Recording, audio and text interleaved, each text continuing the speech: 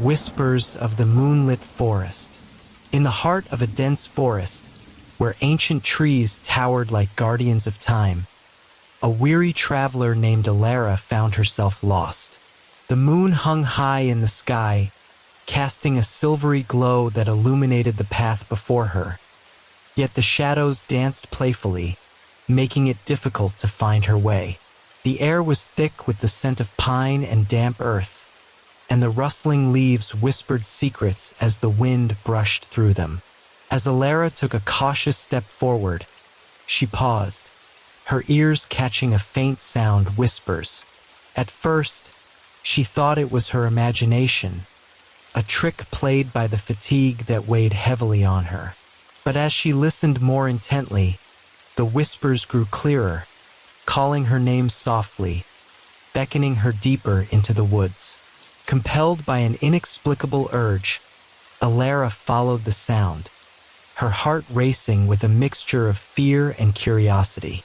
The path twisted and turned, leading her to an enchanted clearing bathed in moonlight. There, she saw a circle of ancient stones, weathered by time, standing tall as if they were protectors of forgotten tales. The whispers became more distinct, swirling around her like a gentle breeze. "Welcome, seeker of truth," the whispers seemed to say, resonating with a melodic harmony. "You have entered the realm of the ancients." Alara stepped closer to the stones, feeling a strange energy pulsing through the ground. She could see ethereal lights dancing among the trees, illuminating the faces of spirits from long ago, their features soft and serene. They watched her with knowing eyes, as if they had been waiting for her arrival. "Who are you?" Alara asked, her voice barely above a whisper. "We are the keepers of the forest's secrets," one of the spirits replied, a gentle smile gracing their lips. "We have watched over these woods for centuries, guarding the stories of those who have walked this path before you." The spirits began to share tales of love and loss, of battles fought and friendships forged beneath the boughs of these ancient trees. Alara listened, captivated by the rich tapestry of history woven into each story. The whispers spoke of a time when the forest was alive with magic, a time when the moonlit paths guided lost souls home. As the night deepened, Alara felt a sense of belonging wash over her. The forest, once intimidating, now felt like a sanctuary, a place where she could uncover her own truths. The whispers urged her to embrace her journey, to seek her destiny among the shadows and light. With dawn approaching, Alara knew it was time to leave the clearing, but the whispers lingered in her heart. She turned to the spirits, gratitude filling her soul. "Thank you for your wisdom. I will carry your stories with me." "You are never alone," the spirits echoed, their voices blending with the rustle of leaves. "The forest will always guide you." With renewed strength, Alara retraced her steps, the moonlight illuminating her path once more. The whispers faded into the gentle rustling of leaves, but their magic remained, forever etched in her heart as she continued her journey through the enchanted woods.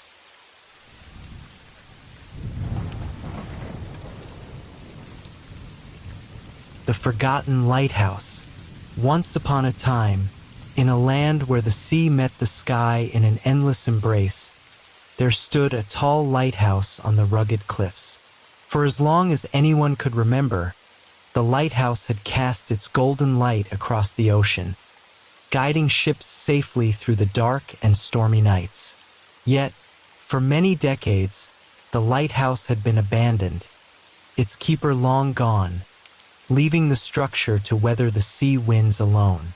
Still, the light never faltered. The townspeople of a nearby village often spoke in whispers about the mysterious beacon. They said the light was enchanted, perhaps even haunted, for how else could it continue to shine when no one had tended to it for so many years?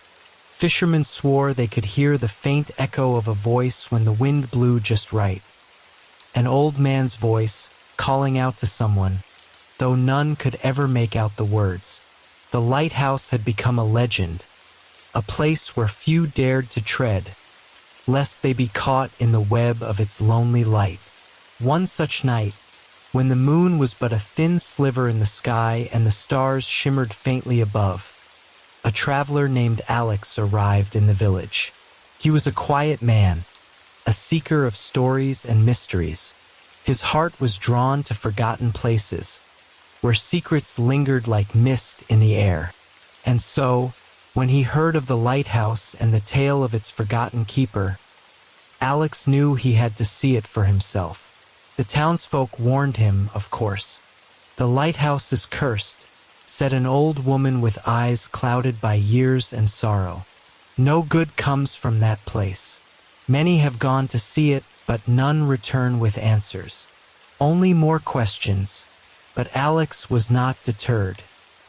He had heard many such warnings in his travels, and he had learned that where there was fear, there was often truth hidden beneath. At dawn the next day, with the salty breeze in his lungs and the crunch of pebbles beneath his boots, Alex set out for the lighthouse. The path was narrow and winding, barely visible beneath the overgrown brambles and wildflowers that had claimed it. As he walked, the sea stretched out before him, vast and endless, its waves crashing against the jagged rocks far below. Above him, the lighthouse stood tall and silent, its light still glowing faintly, even in the daylight. The closer Alex got to the lighthouse, the more he felt its pull, as if the beacon was not just guiding ships, but him as well. It was as though the light had been waiting for him, calling him across the distance, whispering his name on the wind. His heart quickened, and with each step, the feeling grew stronger, a mix of anticipation and unease. When at last he reached the base of the lighthouse, Alex stood in awe.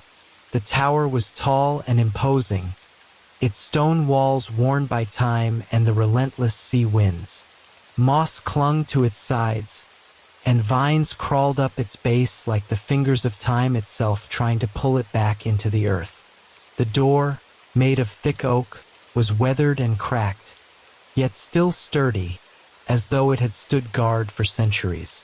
Without hesitation, Alex pushed the door open, and it creaked in protest as if it hadn't been disturbed in years. Inside, the air was cool and damp, heavy with the scent of salt and decay. Dust coated every surface, and cobwebs hung like curtains from the rafters. The lighthouse had not been disturbed in decades, that much was clear. But as Alex stepped further inside, he felt something stir. It was subtle at first, a whisper in the back of his mind, like the faint echo of a forgotten memory. The lighthouse was not as empty as it seemed. He ascended the spiral staircase, the steps creaking beneath his weight. The light above him flickered, though it remained steady. With each turn of the staircase, Alex's heart beat faster. He was climbing not just into the heart of the lighthouse, but into its history, its sorrow, and perhaps its truth. At last he reached the top. The lantern room was small, circular, and filled with the soft glow of the rotating light. The great glass lens spun slowly, casting beams out across the ocean. But it was not the light that drew Alex's attention. It was the desk in the corner, where a thick, dusty journal lay open, as if waiting for him to read its contents. Cautiously, Alex approached the desk. His fingers brushed against the cover of the journal, and he felt a strange warmth, as though the book had absorbed the life of the keeper who had once written in it. He opened it to the first page, the ink faded but still legible. The handwriting was neat, deliberate, and full of emotion.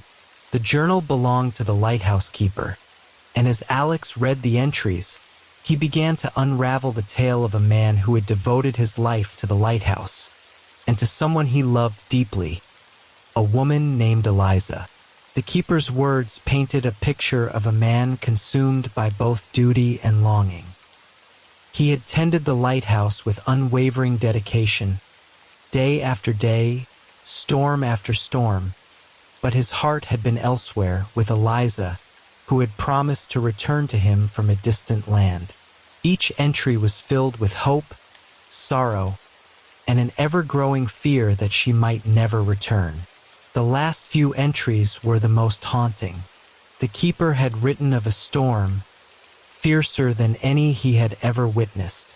He had kept the light burning through the night, waiting for Eliza's ship to appear on the horizon.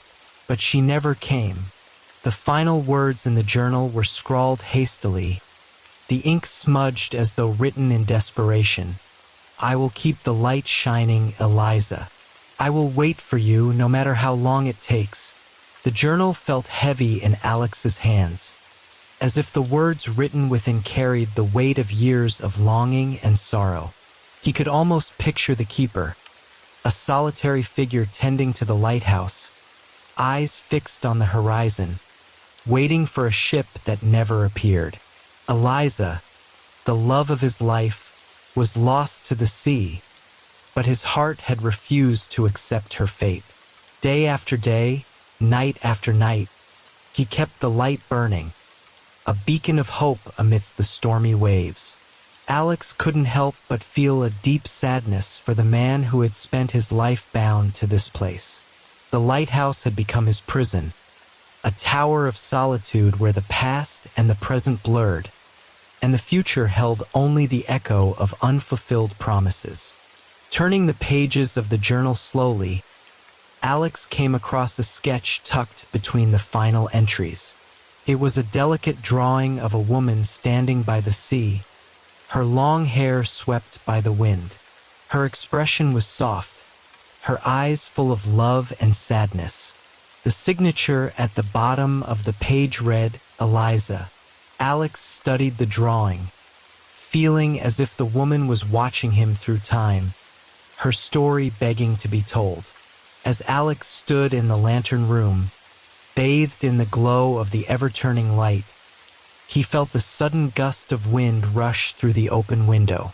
The pages of the journal fluttered wildly before falling still. The air seemed to thrum with energy, and for a moment, Alex thought he could hear something. A faint voice carried on the wind, calling out to the sea. "Eliza!" The voice whispered, barely audible but unmistakable. Alex's heart skipped a beat. Was it the keeper's voice, still lingering in this forgotten place, waiting for the return of the one he loved? Or was it something more? Something that connected the lighthouse, the sea, and the lost soul of the woman who had never returned? The light flickered, casting strange shadows on the walls. Alex felt an uneasy presence, as though the lighthouse was watching him, urging him to stay, to uncover the rest of the story. He closed the journal carefully and tucked it under his arm, deciding that the answers he sought might not be found in the pages alone. He needed to understand what had truly happened to Eliza, and why the lighthouse had never stopped shining. The keeper's promise to keep the light burning had been clear, but there was something more, something that tied this place to a deeper mystery. Before descending the staircase, Alex walked over to the large glass window of the lantern room and gazed out at the sea. The waves crashed relentlessly against the rocks below, their rhythmic roar filling the night. In the distance, the horizon stretched endlessly, and Alex wondered how many ships had seen this light, guided safely through storms by a keeper who never gave up hope. But the sea held its secrets tightly, and Alex knew he would have to dig deeper. The next step was to find out more about Eliza, who she was, why she had left, and why her memory haunted the lighthouse.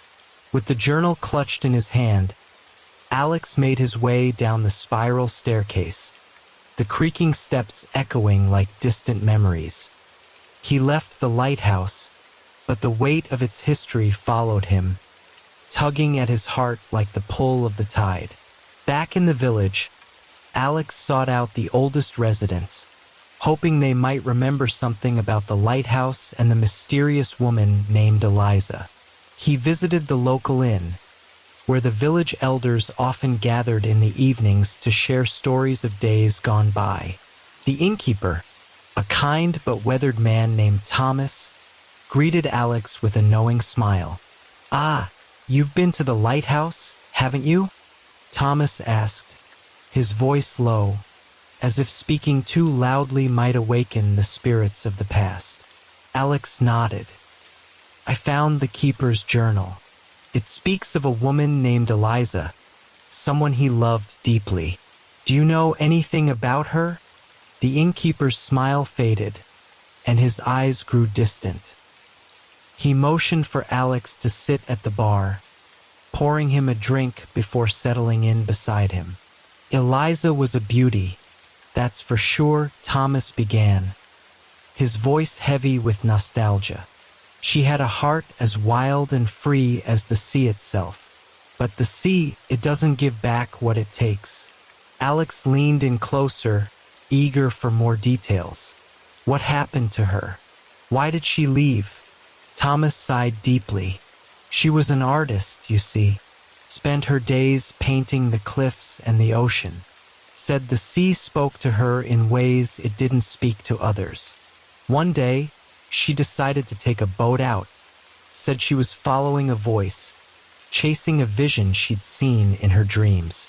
The lighthouse keeper begged her not to go, but Eliza, she wasn't one to be tied down. She promised she'd return, and I believe she meant it." Thomas paused, his brow furrowing. "But the storm that night, it was unlike anything we'd ever seen. Ships were wrecked, lives were lost. And Eliza, well, she never came back. The keeper waited for her, kept that light burning in the hopes she'd find her way home. But the sea, lad, the sea doesn't always let go." The inn grew quiet as the weight of the story settled over them both. Alex could feel the heartache in Thomas's words, as though the loss of Eliza had touched not just the keeper, but the entire village. "Do you think she's still out there?" Alex asked quietly. "Do you think the keeper's light is waiting for her?" Thomas looked out the window, his gaze distant. "Perhaps. Or perhaps the light is waiting for something else.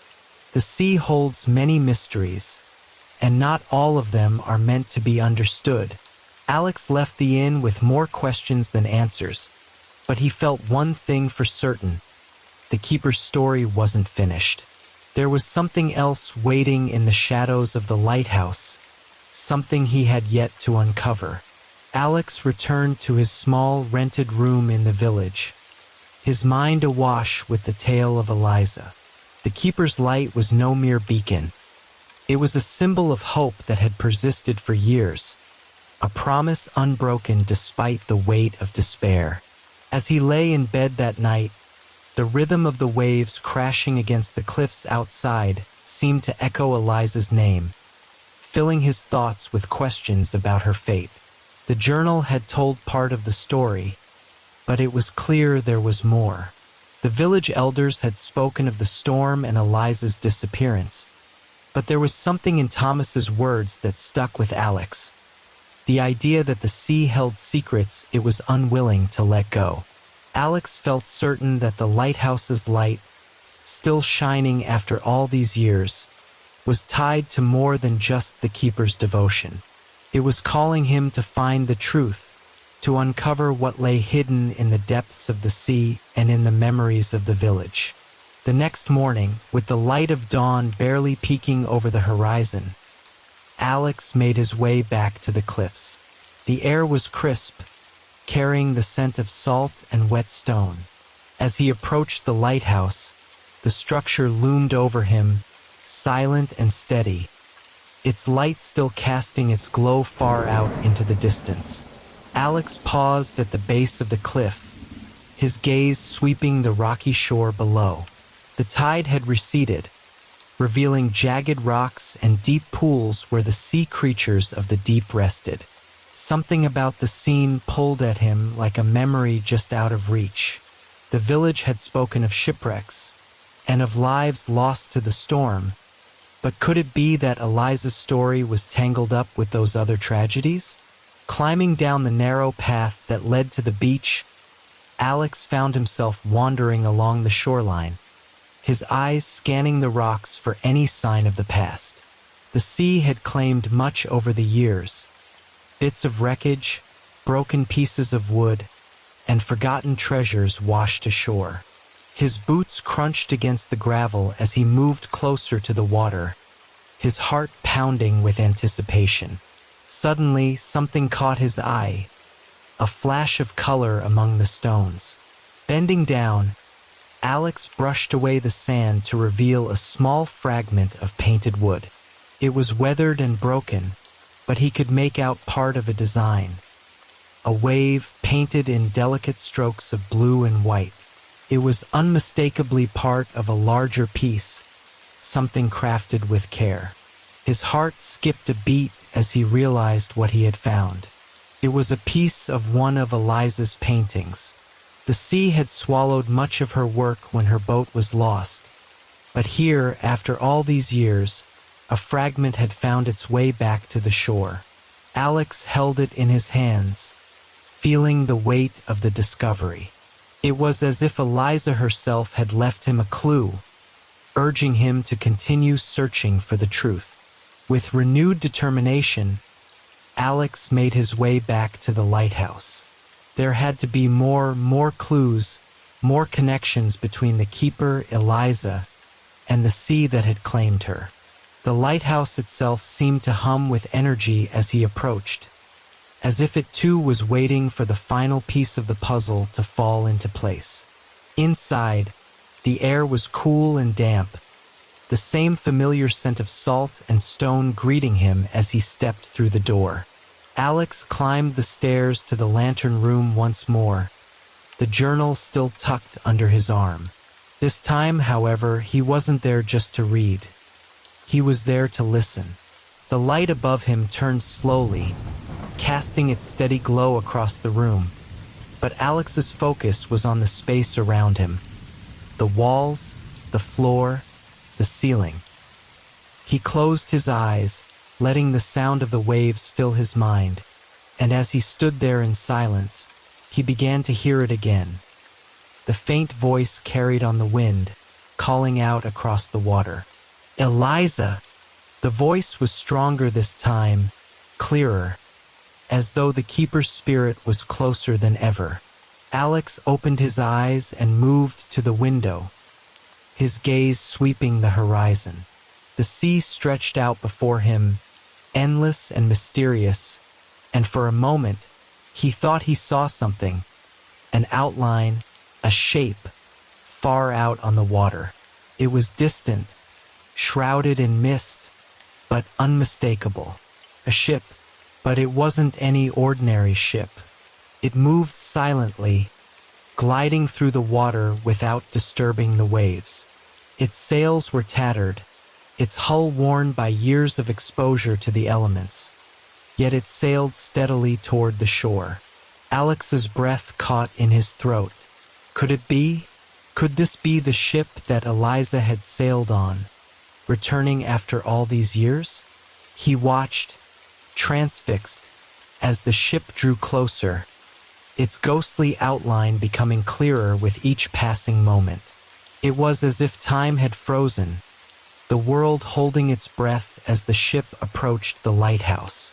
The air around Alex seemed to shimmer with anticipation, the energy of the lighthouse growing stronger with each second. And then, just as suddenly as it had appeared, the ship began to fade, its outline dissolving into the mist until it was nothing more than a memory. The light of the lighthouse flickered once, twice, and then resumed its steady glow, as if nothing had happened. Alex stood in stunned silence, his mind racing. The ship had been real, he was certain of it. But what did it mean? Was it a message from Eliza? A sign that she was still out there, lost in the sea, waiting to return? Or was it something else?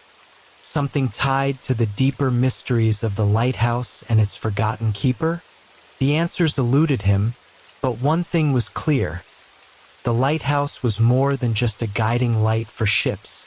It was a portal to the past, a place where the boundaries between life and death, between love and loss, were blurred. And Alex was now a part of that story, drawn into its web by forces he could not fully understand. He needed to speak to Thomas again, and perhaps to others in the village who might know more about the shipwrecks and the strange occurrences surrounding the lighthouse. The pieces of the puzzle were coming together, but the full picture remained just out of reach. As he descended the staircase once more, the journal clutched tightly in his hands. Alex couldn't shake the feeling that he was being watched. The air around him felt heavy, charged with the weight of untold stories. The lighthouse had its secrets, and it was up to him to uncover them, no matter where the search might lead. The village looked different in the early morning light, its winding cobblestone streets bathed in the soft hues of dawn. Alex moved quickly, his thoughts still swirling with images of the ghostly ship and the fragment of Eliza's painting. He needed answers, and he knew there was one man who might be able to provide them. Thomas, the innkeeper, who seemed to know more about the lighthouse and its mysteries than anyone else.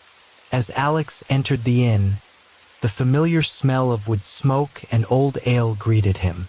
The common room was quiet, the fire in the hearth reduced to glowing embers.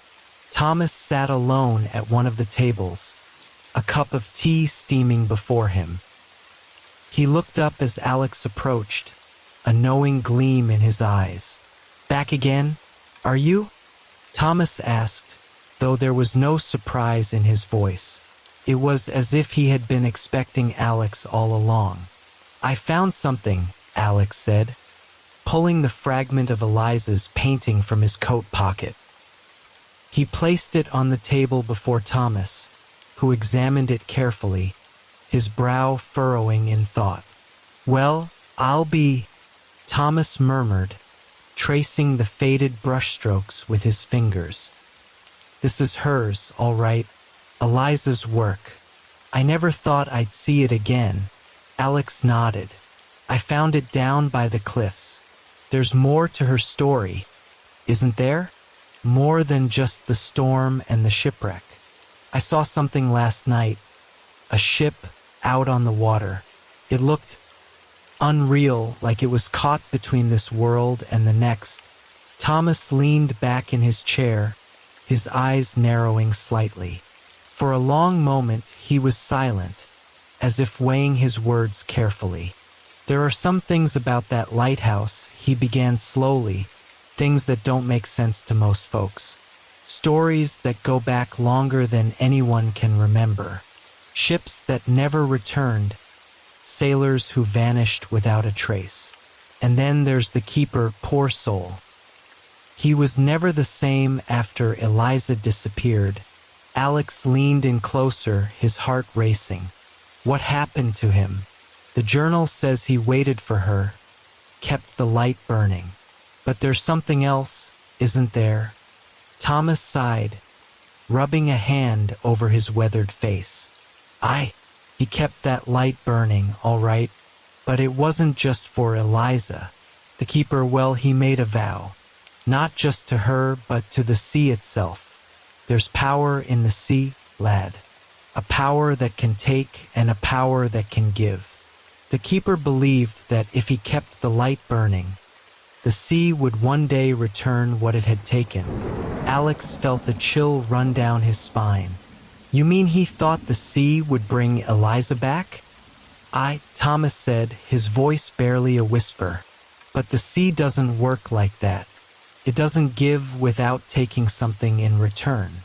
And the keeper, he gave everything, his mind, his soul. In the end, he became part of the lighthouse, bound to it just as surely as the stones that make up its walls. That's why the light still shines, even after all these years. Alex's breath caught in his throat. He's still there.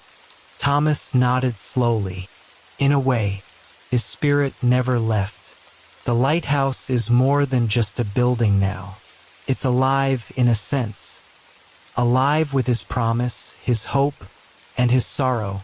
Alex sat back, the weight of Thomas's words settling over him like a heavy blanket. The ghostly ship he had seen, the strange energy he had felt in the lighthouse. It all made sense now. The keeper had become one with the light, his soul forever bound to the beacon that guided lost ships home. But what about Eliza? Was her spirit out there, too, lost in the sea, waiting to be reunited with the man who had never stopped loving her? Is there any way to free him? Alex asked, his voice thick with emotion. To release his spirit so he can finally rest? Thomas shook his head sadly. No one knows for sure. Some say the only way is to put out the light. But others believe that doing so would condemn his soul to wander forever, lost between the sea and the shore. Alex felt a surge of determination. He couldn't just leave things as they were. The keeper had given everything for love, but he deserved peace. And if there was even a chance that he could help, Alex knew he had to try. That evening, as the sun dipped below the horizon and the first stars appeared in the sky, Alex found himself standing once more at the base of the lighthouse. The wind had picked up, and the waves crashed against the cliffs with a renewed intensity, as if the sea itself was restless, aware of what was to come. Climbing the familiar spiral staircase, Alex felt a sense of finality settle over him. He had the journal tucked under his arm, along with the fragment of Eliza's painting. These were the pieces of the puzzle, the fragments of a love story that had endured for decades, waiting for its conclusion. The lantern room was just as he had left it, the light casting its steady glow across the water. Alex stood in the center of the room, gazing out at the horizon. The sea stretched out before him, vast and unknowable, and somewhere out there, Eliza's spirit waited. Taking a deep breath, Alex opened the journal one last time. He read the final entry aloud, the words of the keeper echoing in the quiet room. I will keep the light shining, Eliza. I will wait for you no matter how long it takes. As the last word left his lips, the light flickered. The air in the room grew heavy, and Alex felt the presence of the keeper once more. The spirit appeared before him, translucent but unmistakably real. His eyes were filled with the same sorrow and longing that Alex had felt in every page of the journal. You've kept your promise, Alex said softly, his voice breaking the silence. You've waited, and you've kept the light burning. But it's time to rest now. The keeper's gaze shifted to the fragment of Eliza's painting in Alex's hand. For the first time, a faint smile crossed the keeper's face. His hand reached out, ghostly fingers brushing the edge of the painting. And then, as if carried by the wind, a soft voice echoed through the room. I'm here. Alex turned, his heart racing. Standing in the doorway was a figure, Eliza, her long hair flowing like the waves of the sea, her eyes full of love and peace. She had come, at last, answering the keeper's call. Alex stood frozen, his heart racing as Eliza stepped into the lantern room, her figure shimmering like the reflection of moonlight on water. She was as beautiful as the sketch in the journal had suggested, her presence ethereal, yet undeniably real. Her eyes, deep with love and sorrow, locked onto the keeper's spirit, who now stood motionless, gazing at the woman he had waited for through endless storms and long, lonely nights. For a moment, the room was filled with a profound silence, as if the world itself was holding its breath. The keeper and Eliza stared at each other, their connection so palpable that Alex could almost feel the years of longing between them. Finally, after all this time, they were together again. "You waited for me," Eliza whispered, her voice soft and full of tenderness. The keeper, his ghostly form flickering like the light that had guided countless ships to safety, nodded slowly. "I never stopped," he replied, his voice a mere echo of the man he once was. "I kept the light burning, hoping that one day you would return." Eliza's eyes filled with tears as she moved closer to him. "I've been lost for so long," she said, her voice trembling. "But I could always see the light. It was my beacon, my guide through the darkness. I just didn't know how to find my way back. Until now." The keeper reached out to her, their hands nearly touching, though they were separated by the thin veil between life and death.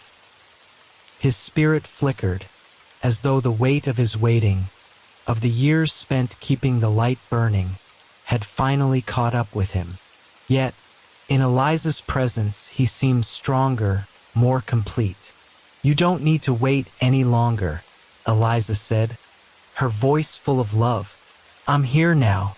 We're together, just as we were always meant to be."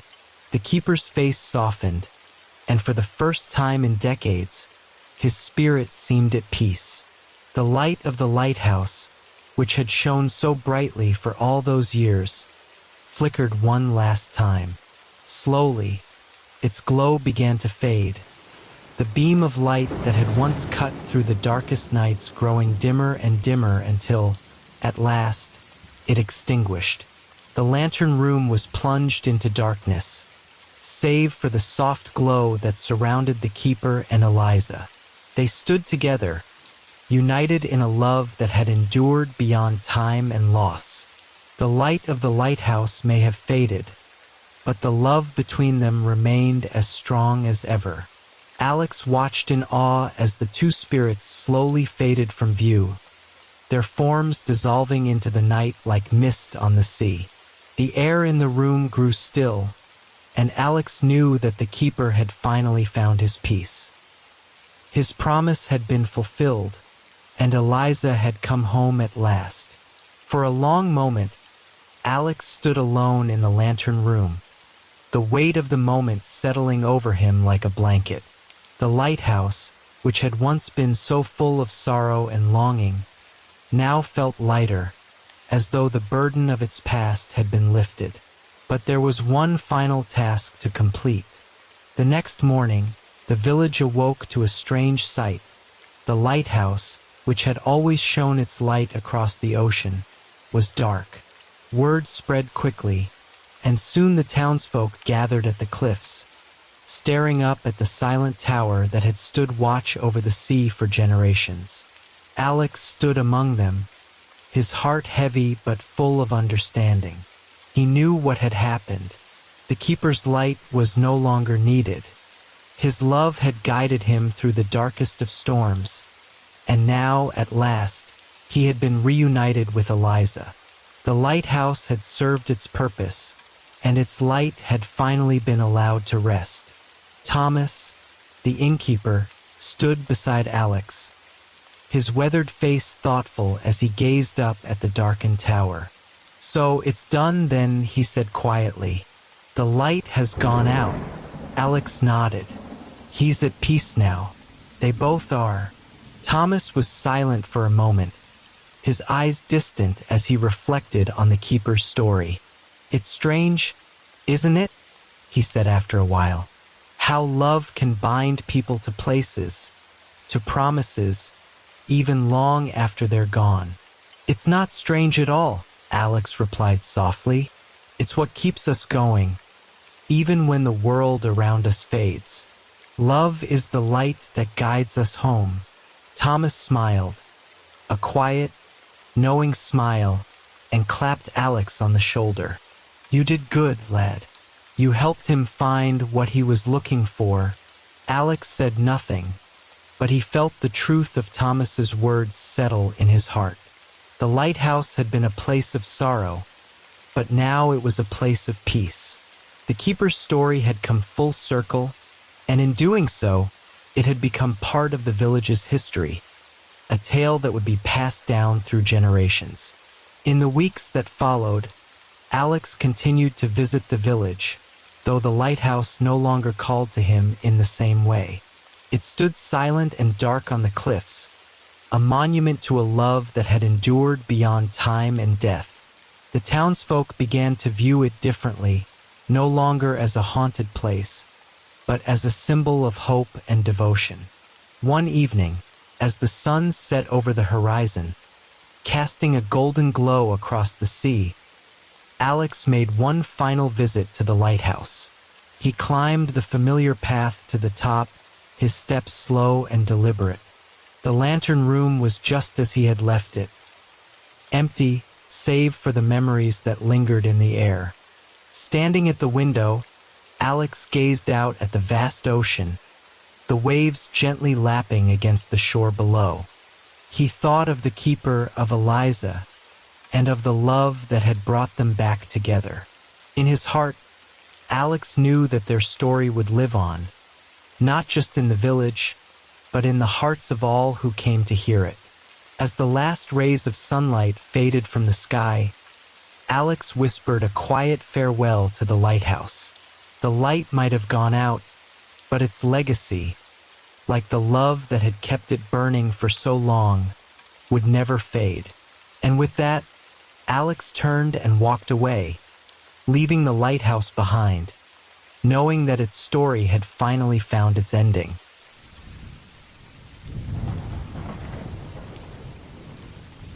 Title: Beneath the Willow Tree. Chapter 1: The Discovery. Under the sprawling branches of an ancient willow tree, Emma often sought solace from her hectic life. This majestic tree, with its long, sweeping branches that danced in the wind, had always felt like a sanctuary for her. One particularly sunny afternoon, as the golden light filtered through the leaves, Emma stumbled upon something unusual: a weathered box half buried in the soft earth at the foot of the tree. The box was small and ornate, its wood polished yet marked by the passage of time, hinting at secrets long kept. Curiosity ignited within her as she knelt down, brushing aside the dirt and leaves. With careful fingers, she unearthed the box, feeling a strange weight in her hands that seemed to resonate with stories waiting to be told. When she opened it, a rush of sweet, nostalgic perfume enveloped her, a scent that evoked memories of sunlit afternoons and the laughter of friends long gone. Inside the box lay stacks of delicate letters, each one meticulously folded and tied with a fraying ribbon. They were addressed to someone named Isabella, and the dates scrawled in elegant script spanned over 2 decades. Emma felt a connection to these letters, as if they were a part of her own story, waiting to intertwine with her life. The first letter caught her eye, dated in the summer of 1945. It began with words that danced across the page, expressions of love and longing that pulled Emma into a world where love was vibrant and full of promise. The writer poured their heart into each word, revealing a romance that had blossomed under the very branches of the willow tree where Emma now sat. As she read, Emma was transported back to a time when life was simpler. The letters detailed the sweet moments shared between Isabella and her lost love, William. They had met during a summer festival, where laughter echoed through the air, and their eyes locked across a crowded square. Their initial attraction sparked a connection that felt almost magical. Emma found herself smiling as she read about their first meeting, filled with innocence and excitement. The letter described how they spent that summer exploring the town, visiting local cafes, and sharing dreams under the moonlight. They created a world of their own, where every glance and every touch held the promise of forever. However, as the pages turned, the tone of the letters began to shift. The sweet anticipation turned into heart-wrenching sorrow. Emma learned that William had enlisted to fight in a distant war, leaving Isabella behind. The letters reflected Isabella's growing worry and heartache, capturing the essence of a love torn apart by circumstances beyond their control. Emma felt her heart ache for Isabella. Each letter spoke of the struggle of waiting for a letter from William, waiting for the war to end, waiting for a future that felt increasingly uncertain. Isabella's words conveyed a deep yearning, a desire for connection that echoed through the years. The final letter in the stack was particularly poignant, filled with trembling handwriting that conveyed Isabella's fears and doubts. She poured out her soul, expressing her commitment to William but acknowledging the pain of uncertainty that gnawed at her heart. As Emma sat beneath the willow tree, she contemplated the impact of these letters. They were more than just words on paper. They were a testament to the power of love and the resilience of the human spirit. Isabella's story resonated with her own life, prompting Emma to reflect on her own experiences with love, loss, and the forgotten promises that lingered in her heart. Chapter 2: The Love Story. As the sun dipped below the horizon, casting a warm golden light across the landscape, Emma became increasingly engrossed in the letters. Each piece unfolded a vivid tale of Isabella and her lost love, William. Their story began in the summer of 1945, at a lively festival celebrating the end of the war. Emma could almost see the vibrant colors of the tents and hear the laughter of people as they danced in the streets, unaware of the heartbreak that loomed just beyond their joyous celebrations. The first letter detailed the enchanting day they met. Isabella described the moment she saw William, a charming man with twinkling blue eyes and a smile that made her heart skip. They exchanged shy glances, each one igniting a spark of connection that neither could ignore. Their first conversation was filled with nervous laughter and shy smiles, a delightful dance of words that left Isabella breathless. Emma could feel the excitement radiating from the letters, the sense of new beginnings and the thrill of young love. As the weeks passed, the letters documented their blossoming relationship. Isabella wrote about secret picnics by the river, where they shared stories and dreams, their laughter mingling with the gentle rustle of leaves. They explored the countryside together, visiting picturesque villages and watching sunsets that painted the sky in hues of pink and orange. Their days were filled with joy, each moment etched into Isabella's heart. Yet, as Emma continued to read, she sensed a shift in Isabella's tone. The letters transitioned from lightheartedness to somber reflections. William had received his draft notice, and the weight of impending separation hung heavily in the air. Isabella's words became tinged with anxiety and fear, as she struggled to reconcile her love for William with the reality of a world at war. In the subsequent letters, Emma felt the depth of Isabella's heartache. She wrote about her sleepless nights, filled with dreams of William, and her desperation for news from the front lines. Each letter was a testament to her unwavering love and commitment, yet it was also a chronicle of her growing despair. Isabella penned promises of waiting for William, no matter how long it took, clinging to the hope that their love could withstand the distance.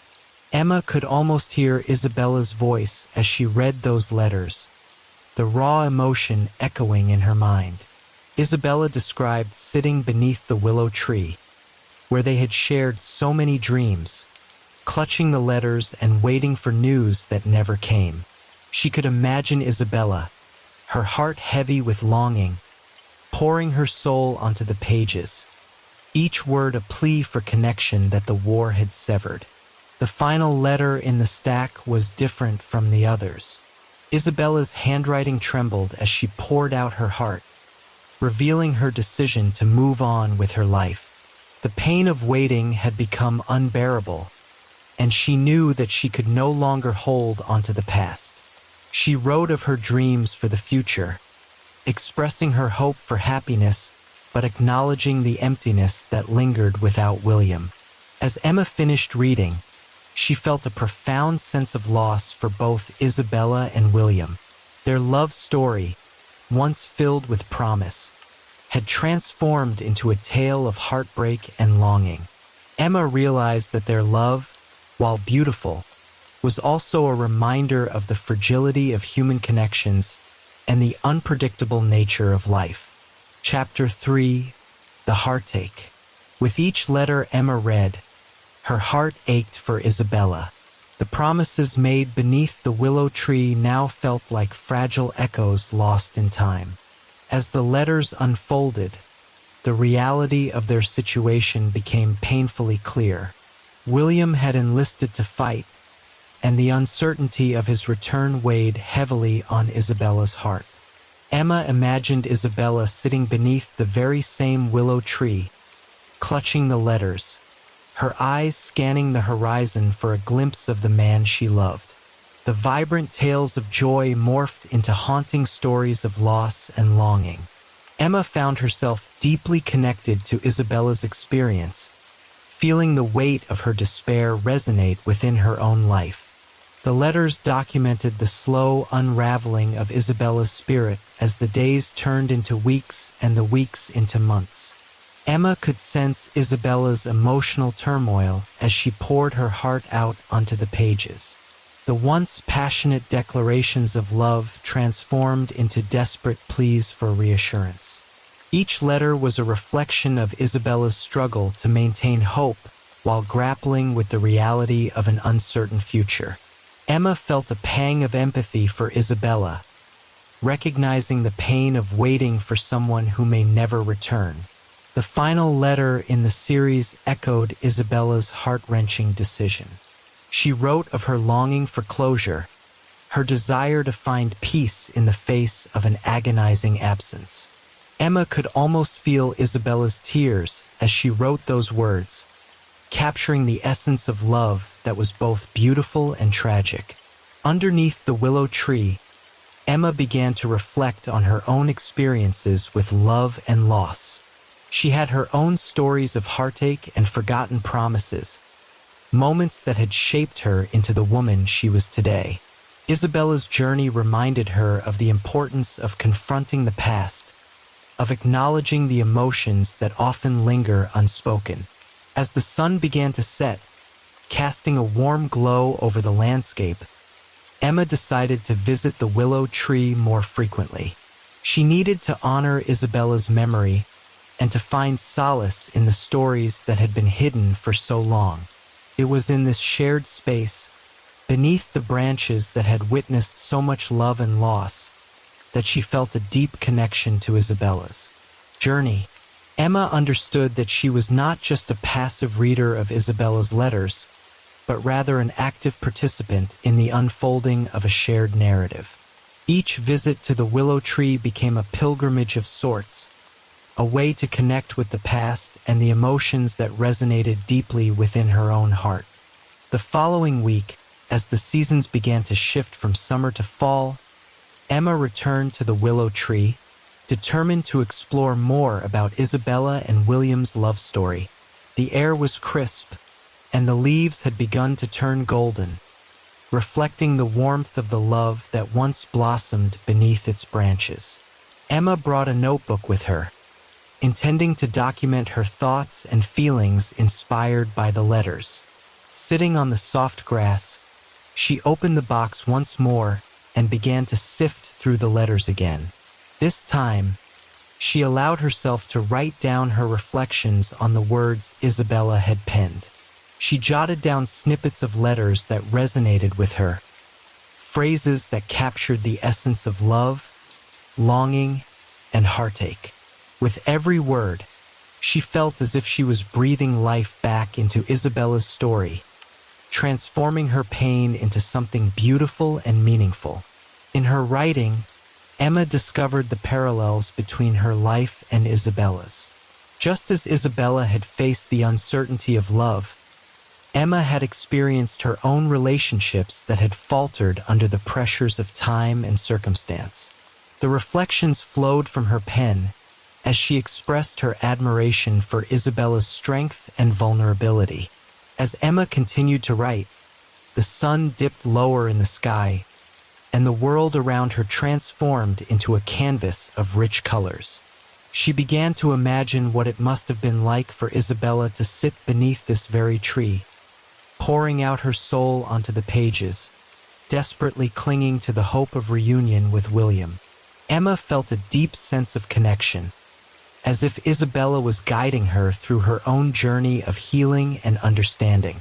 Then, as if responding to her thoughts, a gentle breeze rustled the leaves above her, whispering secrets of the past. Emma looked up, half expecting to see William's silhouette emerging from the shadows. Instead, she saw the willow's branches swaying gracefully, beckoning her to listen closely. It was a reminder that life goes on, that even in the face of heartache, there is beauty in remembrance. Days turned into weeks, and each visit to the willow tree deepened Emma's connection with Isabella. She began to write her own letters, addressing them to Isabella as if they were friends sharing confidences. In her letters, she poured out her fears, her dreams, and her reflections on love. It was a cathartic process, allowing her to confront her emotions and to find peace in the stories of those who had come before her. One afternoon, as autumn leaves danced in the air, Emma discovered another letter tucked away in the box. It was different from the others, written in a shaky hand. It was dated much later than the rest. It began with an apology and a sense of acceptance. Isabella expressed her gratitude for the memories they had shared, but also conveyed her understanding that life had taken them down separate paths. This letter, unlike the passionate ones filled with longing, resonated with wisdom and acceptance. Isabella had found a way to let go, to honor her love for William while also embracing the present. Emma read and reread the words, feeling the weight of Isabella's journey mirrored in her own life. She realized that it was possible to cherish the past while also making space for new beginnings. Chapter 4: A New Beginning. As the last remnants of autumn fell to the ground, Emma felt a sense of transformation within herself. Each visit to the willow tree had brought her closer to understanding the complexities of love, loss, and the power of moving forward. Inspired by Isabella's acceptance in her final letter, Emma decided it was time to reflect on her own relationships and the lessons they had taught her. With the arrival of winter, the world around her changed, blanketed in a layer of pristine snow. The willow tree stood resilient against the cold, its bare branches reaching toward the sky like outstretched arms. It was in this quiet and stillness that Emma felt a profound sense of peace. She bundled herself in a warm coat and made her way to the tree, determined to write a letter of her own. A letter that would not only honor Isabella's memory but also mark a new chapter in her life. Sitting beneath the tree, Emma took a deep breath, allowing the crisp winter air to fill her lungs. She opened her notebook, pen poised above the page, ready to articulate her thoughts. Her heart raced with anticipation as she began to write. Dear Isabella, as I sit beneath the willow tree where you once poured your heart into letters, I feel connected to you in ways I never thought possible. Your story has become a part of my own, weaving its way through my thoughts and experiences. I want you to know how your words have inspired me to embrace my own journey. Emma paused, allowing her emotions to settle before continuing. She poured out her reflections, discussing her own struggles with love and heartache. She wrote about a recent breakup, a relationship that had left her feeling hollow and uncertain about her worth. But as she wrote, she found clarity. Just like Isabella, she realized that love can take many forms and that letting go can open the door to new possibilities. I've learned that it's okay to feel pain, that it's a part of the journey. Your courage in facing the unknown has given me strength. I admire your ability to cherish the past while also allowing yourself to grow. The words flowed from her pen, each stroke an affirmation of her growth and resilience. She reflected on the beauty of friendships, the laughter shared with loved ones, and the lessons learned through every heartache. Emma acknowledged that while the past shaped her, it didn't define her future. With every line, she felt a weight lifting from her shoulders. It was as if she was not only writing to Isabella but also to herself, reaffirming her commitment to embrace life fully. She envisioned new adventures, the prospect of meeting new people, and the possibility of finding love again. After several heartfelt pages, Emma concluded her letter with a promise to honor both Isabella and William's love story while embarking on her own path. Thank you for reminding me that love is not just about possession. It's about connection, growth, and the courage to move forward. I will carry your story with me, and in doing so, I will find my own happiness. As Emma closed her notebook, a sense of liberation washed over her. She tied the letter to the branches of the willow tree, a symbolic gesture of letting go and embracing the future. She felt a deep sense of gratitude for Isabella and William's story, knowing that their love would always be a part of her. That winter, Emma visited the willow tree regularly, each time bringing a new letter, sharing her thoughts, dreams, and aspirations. She began to view the tree not just as a relic of the past, but as a symbol of growth and renewal. The tree, once a sanctuary of sorrow, transformed into a beacon of hope, a reminder that life, like the changing seasons, is ever evolving. Chapter 5: The Legacy of Love. As spring emerged from the depths of winter, the world around the willow tree came alive. New buds bloomed on the branches, and the ground was carpeted with vibrant flowers, painting the landscape in a tapestry of colors. Emma found herself invigorated by the warmth of the sun and the promise of new beginnings. She continued her ritual of writing letters to Isabella, and each note seemed to deepen her understanding of love and life. With every word she penned, she not only honored Isabella's memory, but also celebrated her own journey of self-discovery. The letters became a testament to her growth, a collection of hopes, dreams, and aspirations that reflected the woman she was becoming. One sunny afternoon, while sitting beneath the willow tree, Emma noticed a young girl playing nearby.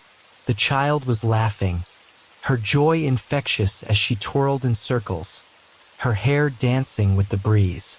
Emma smiled at the sight, feeling a warmth spread through her heart. It was a reminder of the innocence of love, the pure joy that comes from connection and laughter. As the girl approached, Emma felt a sense of camaraderie with her. "What are you doing?" the girl asked, peering curiously at the letters scattered around Emma. "I'm writing letters to a friend," Emma replied, gesturing to the tree. "This is a special place where we share our stories." The girl's eyes widened in wonder. "Can I write a letter too?" she asked, her enthusiasm bubbling over. Emma beamed at the request. "Of course. Here, you can use this piece of paper." She tore off a blank sheet and handed it to the girl, who immediately sat down and began to scribble with all her might. As the girl wrote, Emma couldn't help but feel a sense of legacy forming beneath the branches of the willow tree. It was not just a place of solace for her. It was becoming a sanctuary for stories, a place where hearts could connect through the written word. She envisioned a future where children would come to this tree, inspired by the love stories etched in its bark, sharing their own tales of joy, heartbreak, and hope. The girl finished her letter and proudly handed it to Emma. "Can you help me tie it to the tree?" she asked eagerly. Together, they attached the letter to a branch, and as they did, Emma felt a surge of joy. This small act was a reminder of the power of storytelling, how it could bridge generations and foster connections between people. Inspired by the girl's innocence and enthusiasm, Emma decided to organize a gathering at the willow tree. She envisioned a community event where people could come together to share their stories, to write letters of hope and love, and to celebrate the legacy of those who had come before them. As she began to plan the event, Emma felt a renewed sense of purpose. It was not just about her journey anymore. It was about creating a space for others to heal, to reflect, and to connect. The willow tree would become a symbol of resilience and love, a reminder that, even in the face of heartache, there is always hope and a chance for new beginnings. On the day of the gathering, people of all ages arrived, filling the air with laughter and excitement. Emma welcomed everyone with open arms, guiding them to the willow tree, where they would share their letters and stories. The atmosphere was electric, filled with a sense of community and belonging. As the sun began to set, casting a golden hue over the gathering, Emma stood before the group, her heart swelling with gratitude. "Thank you all for being here today," she began, her voice steady yet filled with emotion. "This tree has witnessed countless stories of love and loss, and today, we honor those stories by sharing our own." One by one, people stepped forward to share their letters, their voices echoing beneath the branches. Each story was unique yet connected by the common thread of love, a reminder that, regardless of the struggles faced, love endures and transforms. As the final letter was read, Emma looked around at the smiling faces, feeling a sense of fulfillment wash over her. The gathering had not only celebrated Isabella and William's story, but had also created a new narrative, one of community, resilience, and the power of love.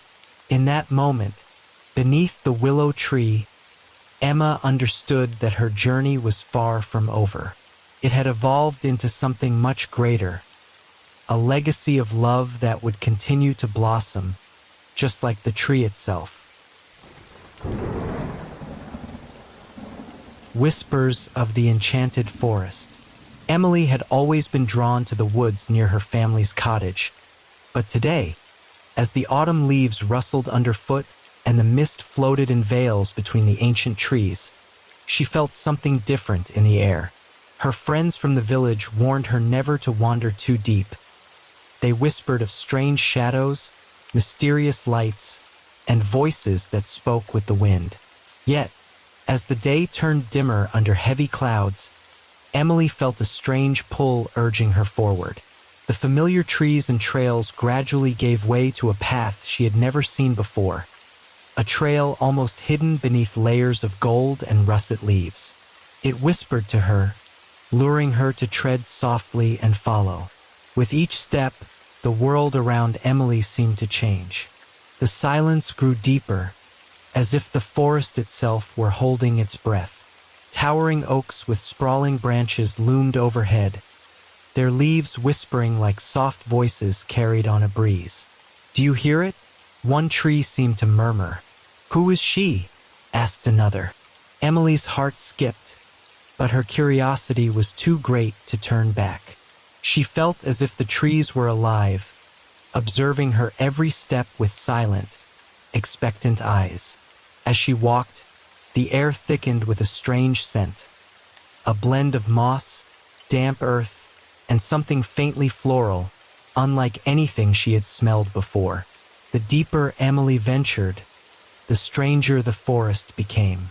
Her eyes caught fleeting glimpses of lights flitting between branches and shadows that shifted. Even though there was no wind, she knew she should feel frightened. Yet something about the forest's mysterious depths held her in an unbreakable spell.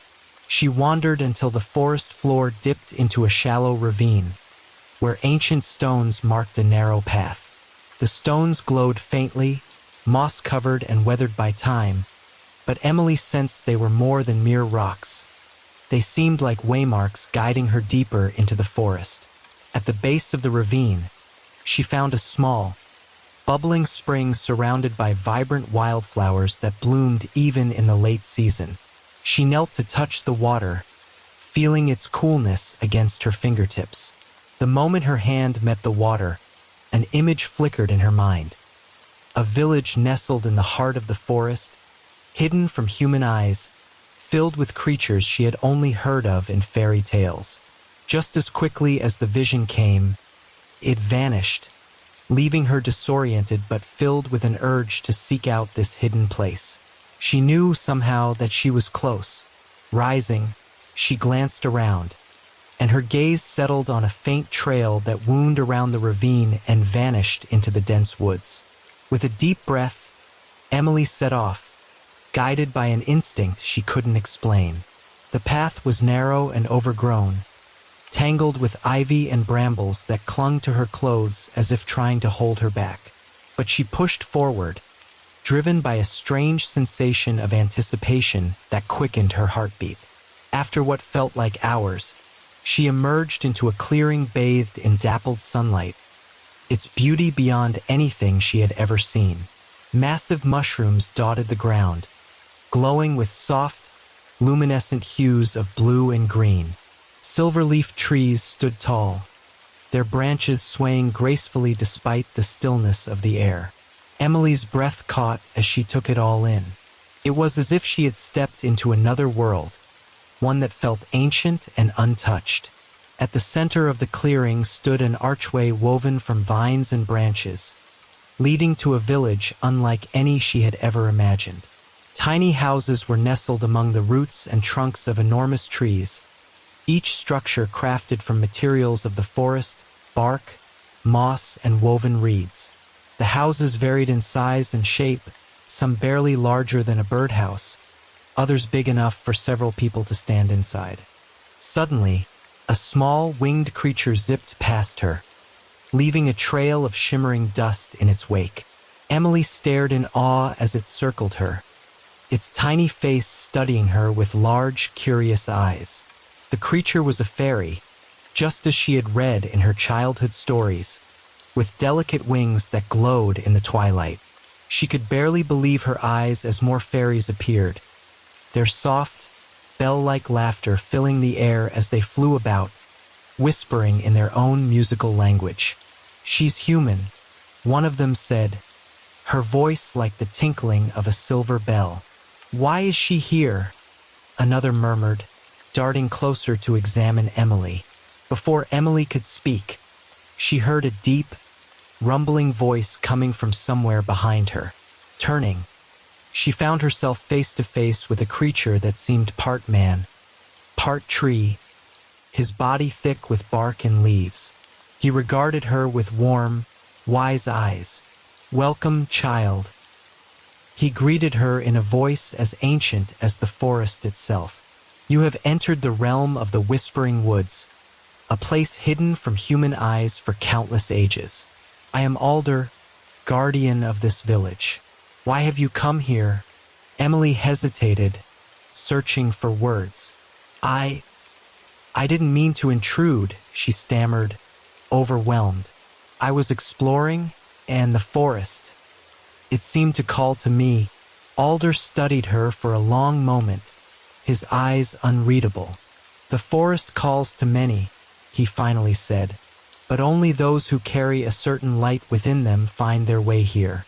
It has been many years since a human was last seen in these parts. Your arrival is no accident, young one, The fairies around her began to murmur excitedly, flitting in and out of view like fragments of a dream. Alder raised a hand, and the chatter quieted. "We are in need of help," he said gravely.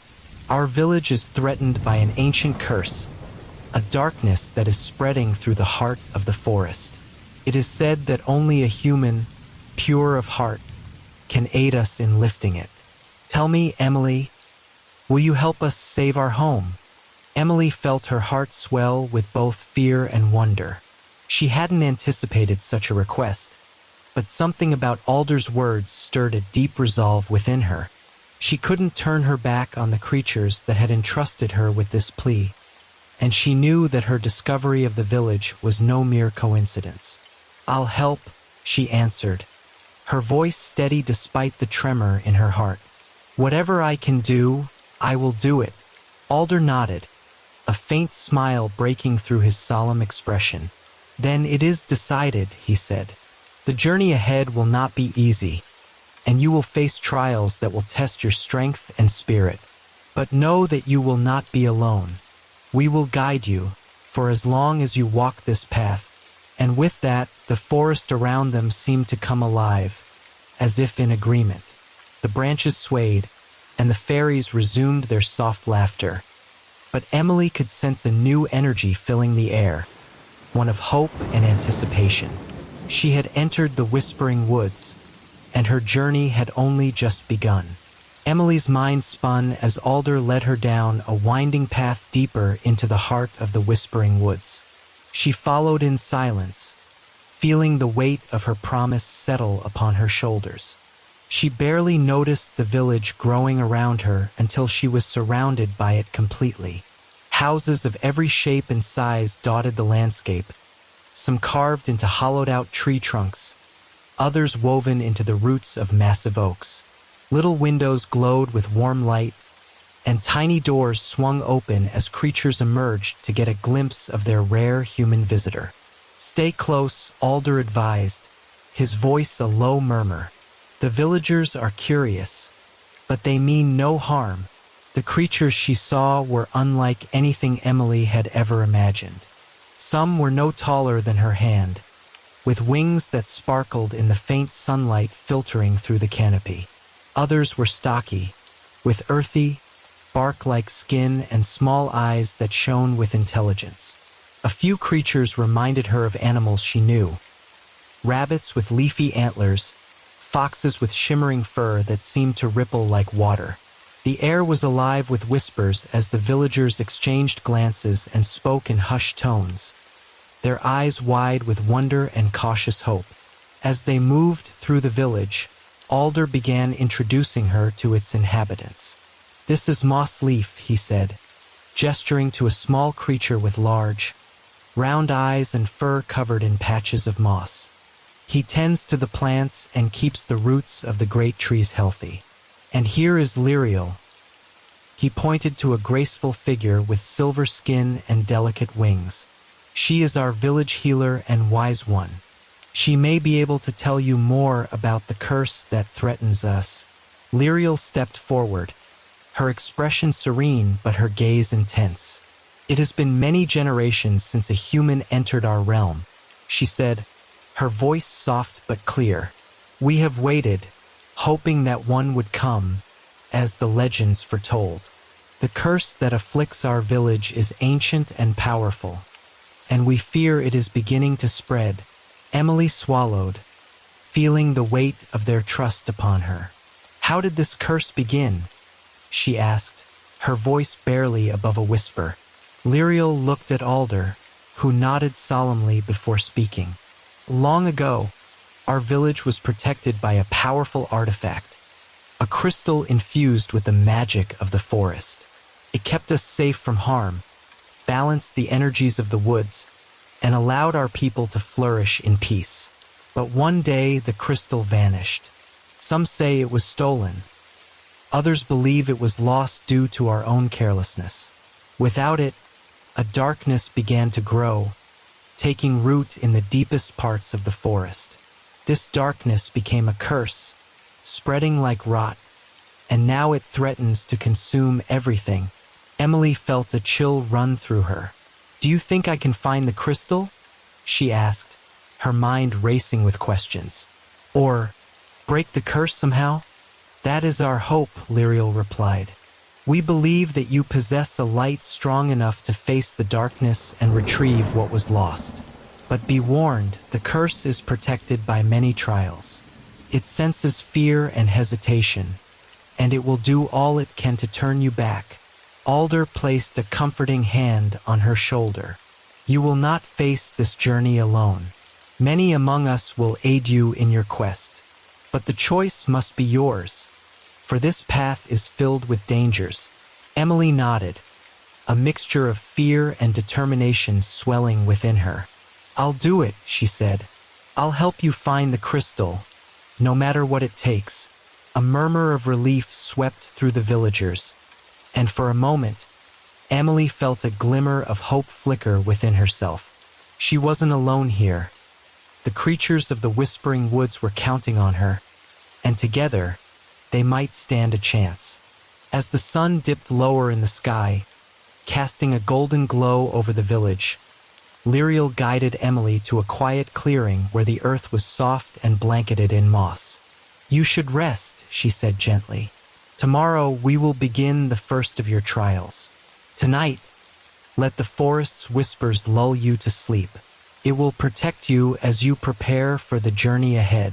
Emily lay back on the moss, watching as the stars began to dot the twilight sky. She could hear the sounds of the forest all around her, the rustling leaves, the quiet murmurs of the creatures, and the faint whisper of the trees speaking in a language only they could understand. She felt a strange sense of peace as sleep began to claim her, and in her dreams, she saw glimpses of her journey. Darkened paths, hidden dangers, and finally, a faint glow that called to her like a beacon in the night. Morning dawned soft and misty, with tendrils of fog drifting through the trees. Emily awoke to find Lyriel waiting beside her, along with several other villagers who had come to see her off. "Your first trial lies in the Valley of Shadows," Lyriel said, her tone serious. "There you must face the fears hidden within yourself. It is said that only those who have no shadows within them can pass safely." Emily's heart pounded. "I don't understand. How will I face my fears?" Lyriel gave her a sympathetic smile. "In the valley, your fears will take shape and confront you.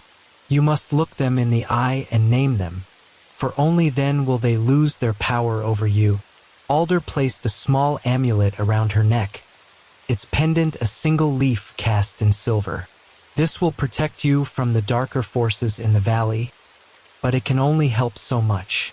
Remember, the strength to overcome lies within you." Emily took a deep breath, clutching the amulet tightly as she nodded. With one last glance at the villagers who had placed their trust in her, she set off down a winding path that led toward the Valley of Shadows. The air grew colder as she descended, and the trees became twisted, their branches forming eerie shapes that reached out like skeletal fingers. She could feel the presence of something watching her, lurking just beyond her sight. She gripped the amulet, finding comfort in its weight as she pushed forward. Her mind began to fill with thoughts, fears that she hadn't even realized she carried. Fears of failure, of letting others down, of not being strong enough. A figure materialized in the mist, stopping Emily in her tracks. It was herself, but twisted, with dark eyes that held none of her warmth.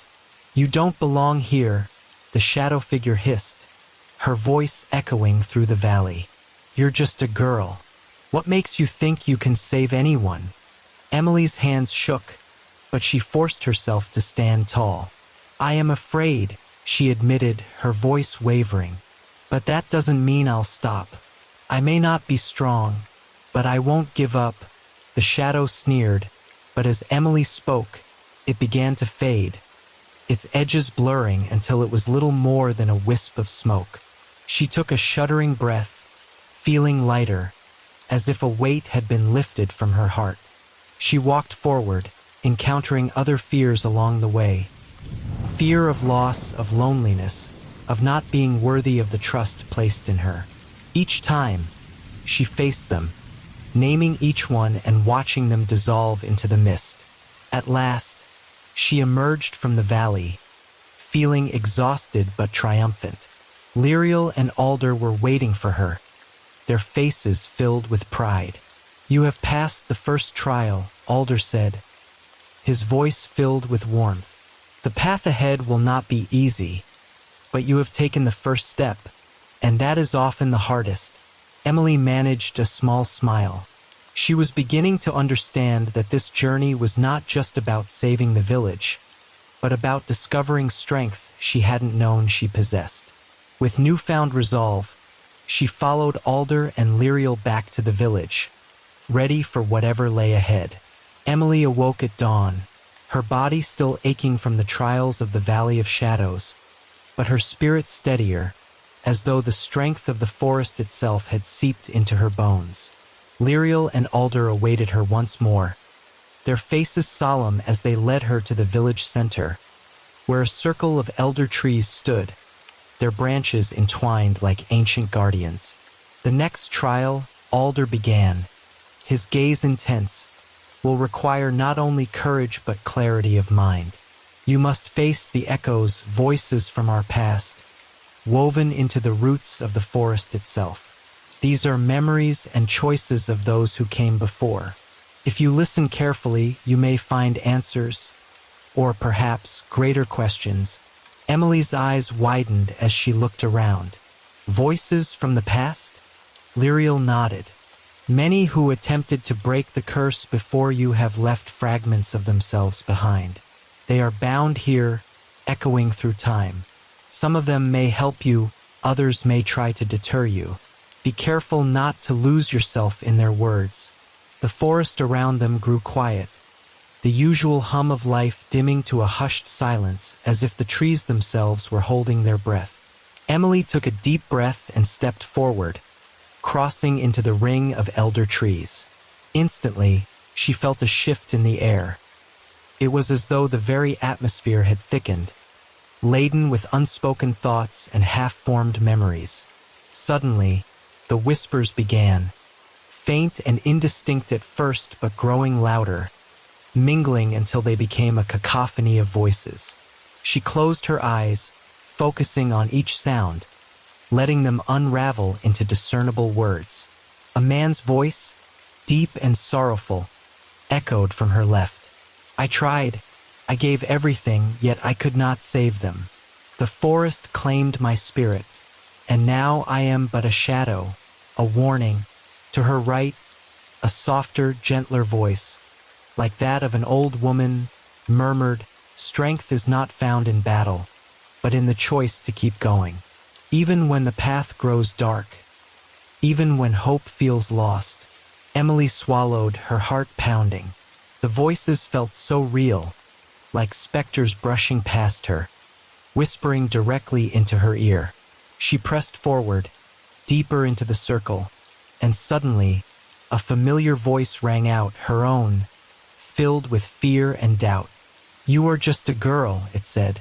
"What can you hope to achieve here? You'll only get lost, just like the others."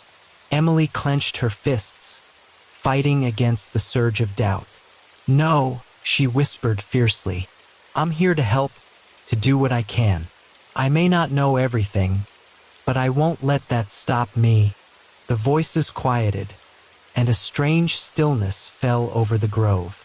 Slowly, she opened her eyes, finding herself standing before an enormous tree, its bark twisted and knotted, forming shapes that looked almost like faces. The largest face was solemn and wise, its eyes closed, as if in deep slumber. Alder appeared beside her. "This is the heart tree, the keeper of the forest's oldest memories. It holds the knowledge you seek, but you must listen carefully. Not all truths are easy to bear." Tentatively, Emily placed her hands on the rough bark, feeling a pulse beneath her fingertips. It was slow, ancient, as if the tree itself was breathing. A sensation washed over her, pulling her consciousness into something vast and timeless, and the voices began again. But this time, they were clearer, focused. She saw glimpses of the village in ages past. Creatures laughing, dancing beneath the stars, a life of peace and harmony. But then, a darkness swept through, like a storm cloud blotting out the sun. Figures scattered, fleeing from something unseen, and cries of fear and despair echoed in her ears. She felt the sorrow of the villagers, their desperation as they fought to protect their home.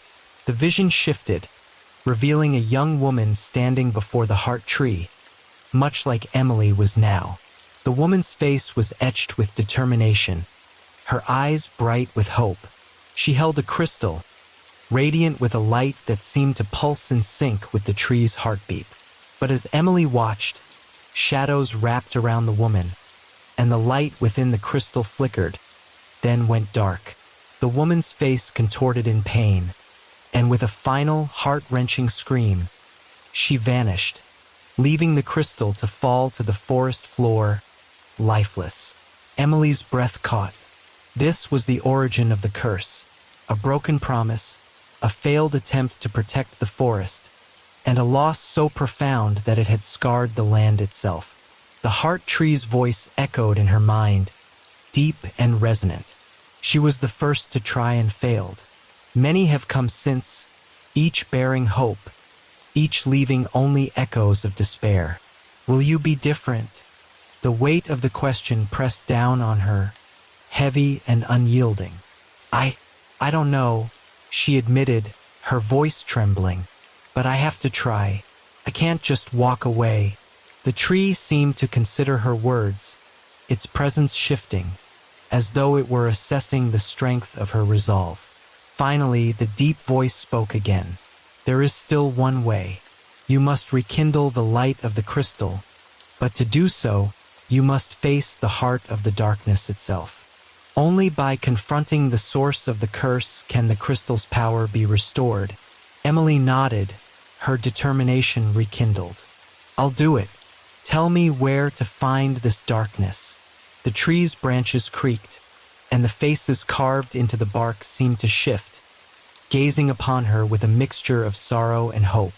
It lies in the hollow of wraiths, the oldest and darkest part of the forest.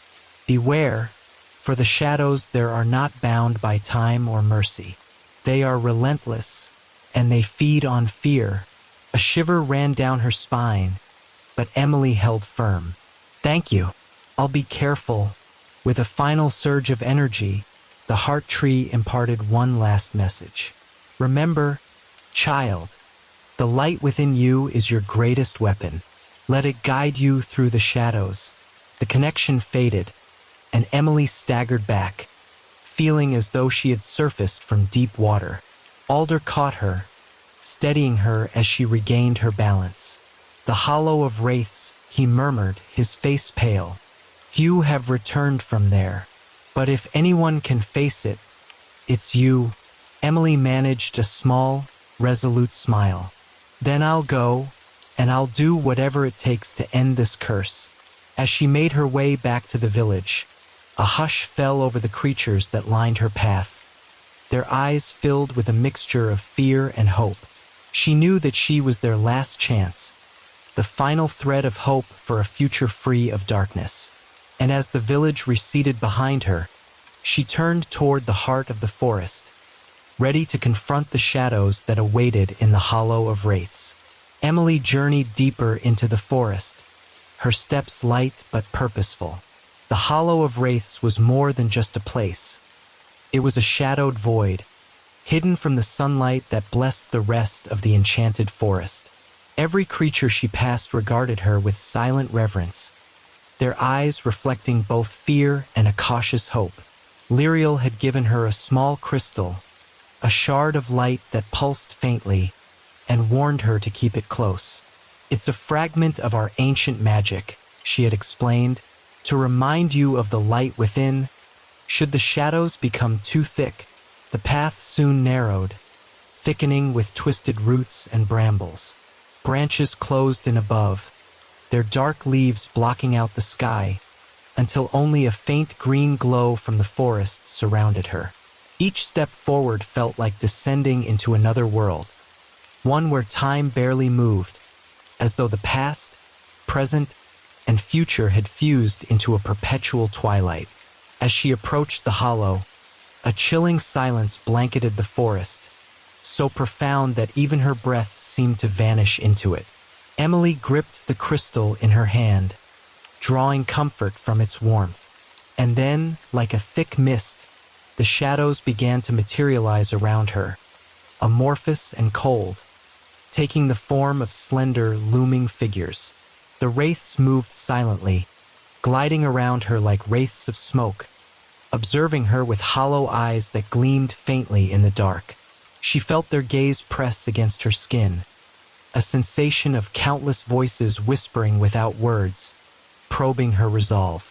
Her heart quickened, but she took a steadying breath, holding the crystal closer. Remembering the heart tree's words, she focused on the light inside herself, letting it grow and push back against the encroaching darkness. One of the wraiths drifted closer, its voice hissing in a low, slithering tone, "Child of light, why do you tread where hope has died?" Emily forced herself to meet its gaze. "I'm here to end the curse, to bring back the light that you've tried to bury." A collective hiss rippled through the wraiths, like wind over dead leaves. The first wraith leaned closer, its face twisting into something resembling a cruel smile. "Many have come with such boldness, and all have failed. What makes you any different?" She tightened her grip on the crystal. "I'm not here alone," she replied firmly. "The forest stands with me, as do the spirits of those who came before. Their hope may have been lost, but I carry it forward." The wraith seemed taken aback, its form flickering like smoke caught in a gust. Other wraiths gathered around her, muttering in whispers that laced the air with venom and doubt. One by one, they voiced their challenges, casting doubts meant to sink into her heart. "You are but a child, untested and afraid. You cannot fight what you cannot see. This darkness is eternal. You cannot outlast it." With each taunt, the light from the crystal grew dimmer, flickering in her hand. A feeling of despair clawed at her, whispering that they might be right, that she was just a girl, lost in a place beyond her understanding. But then she remembered the words of the heart tree. "The light within you is your greatest weapon." Emily took a deep breath, grounding herself. Instead of clinging to the crystal's light, she closed her eyes, drawing from her own strength, the courage that had brought her this far. She let the warmth of her determination grow, radiating from her chest like a slow, steady flame. The crystal began to glow brighter, not from her grip but in resonance with the light she felt within. When she opened her eyes, the shadows recoiled, and the wraiths backed away, hissing in frustration. Still, they circled her, a stubborn wall of darkness, refusing to let her pass.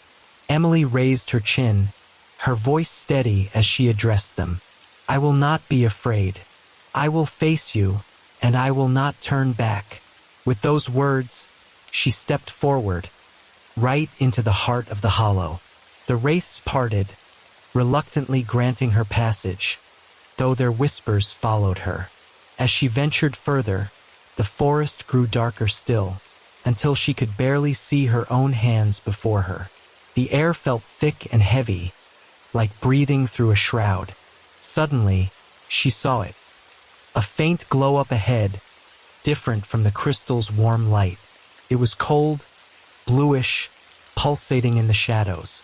As she drew closer, she realized it was the source of the curse, the place where the magic of the forest had been corrupted. In the clearing stood an ancient stone altar, covered in tangled vines and brambles. Hovering above it was a dark crystal, its surface swirling with shadows, as though it held storms within. Emily recognized it from her vision. the crystal that the heart tree had shown her, the same one that had once shone with light, now tainted and twisted.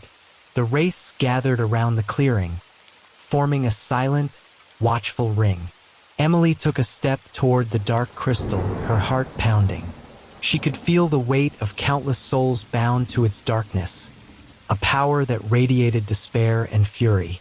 Yet beneath that, she sensed something else, a faint glimmer, a remnant of the crystal's original light. She remembered the woman she'd seen in her vision, her face filled with hope, and Emily knew that hope was still within the crystal, buried beneath layers of shadow. Taking a deep breath, Emily raised her own crystal, holding it before her like a shield. She closed her eyes, focusing all her thoughts on the woman from the past, on the hope she'd carried, the light she'd believed in. Slowly, she extended her hand, letting her crystal touch the dark one. A surge of energy rippled through her, nearly overwhelming her with its intensity. Visions flashed in her mind, echoes of sorrow, pain, and failure. She saw glimpses of those who had come before, each trying to break the curse, each faltering. The wraiths loomed closer, their whispers filling her ears, trying to pull her into the darkness. But Emily held firm, grounding herself in the light she felt within. She focused on her purpose, the hope she carried not just for herself but for the forest, the creatures, and the spirits bound within. She poured that hope into the crystal, letting it shine through the shadows. The dark crystal began to tremble, its surface cracking as tendrils of light seeped through. The wraiths shrieked, recoiling as beams of light broke through the darkness, illuminating the clearing. Emily felt the power shift, the light growing stronger as it spread, dissolving the shadows one by one. Finally, with a brilliant flash, the dark crystal shattered, its fragments scattering across the ground like stars fallen to earth. The wraiths screamed, their forms dissolving into wisps of smoke, vanishing into the light. The air grew still, and a gentle warmth filled the clearing, as though the forest itself were breathing a sigh of relief. Emily lowered her crystal, feeling a sense of calm wash over her.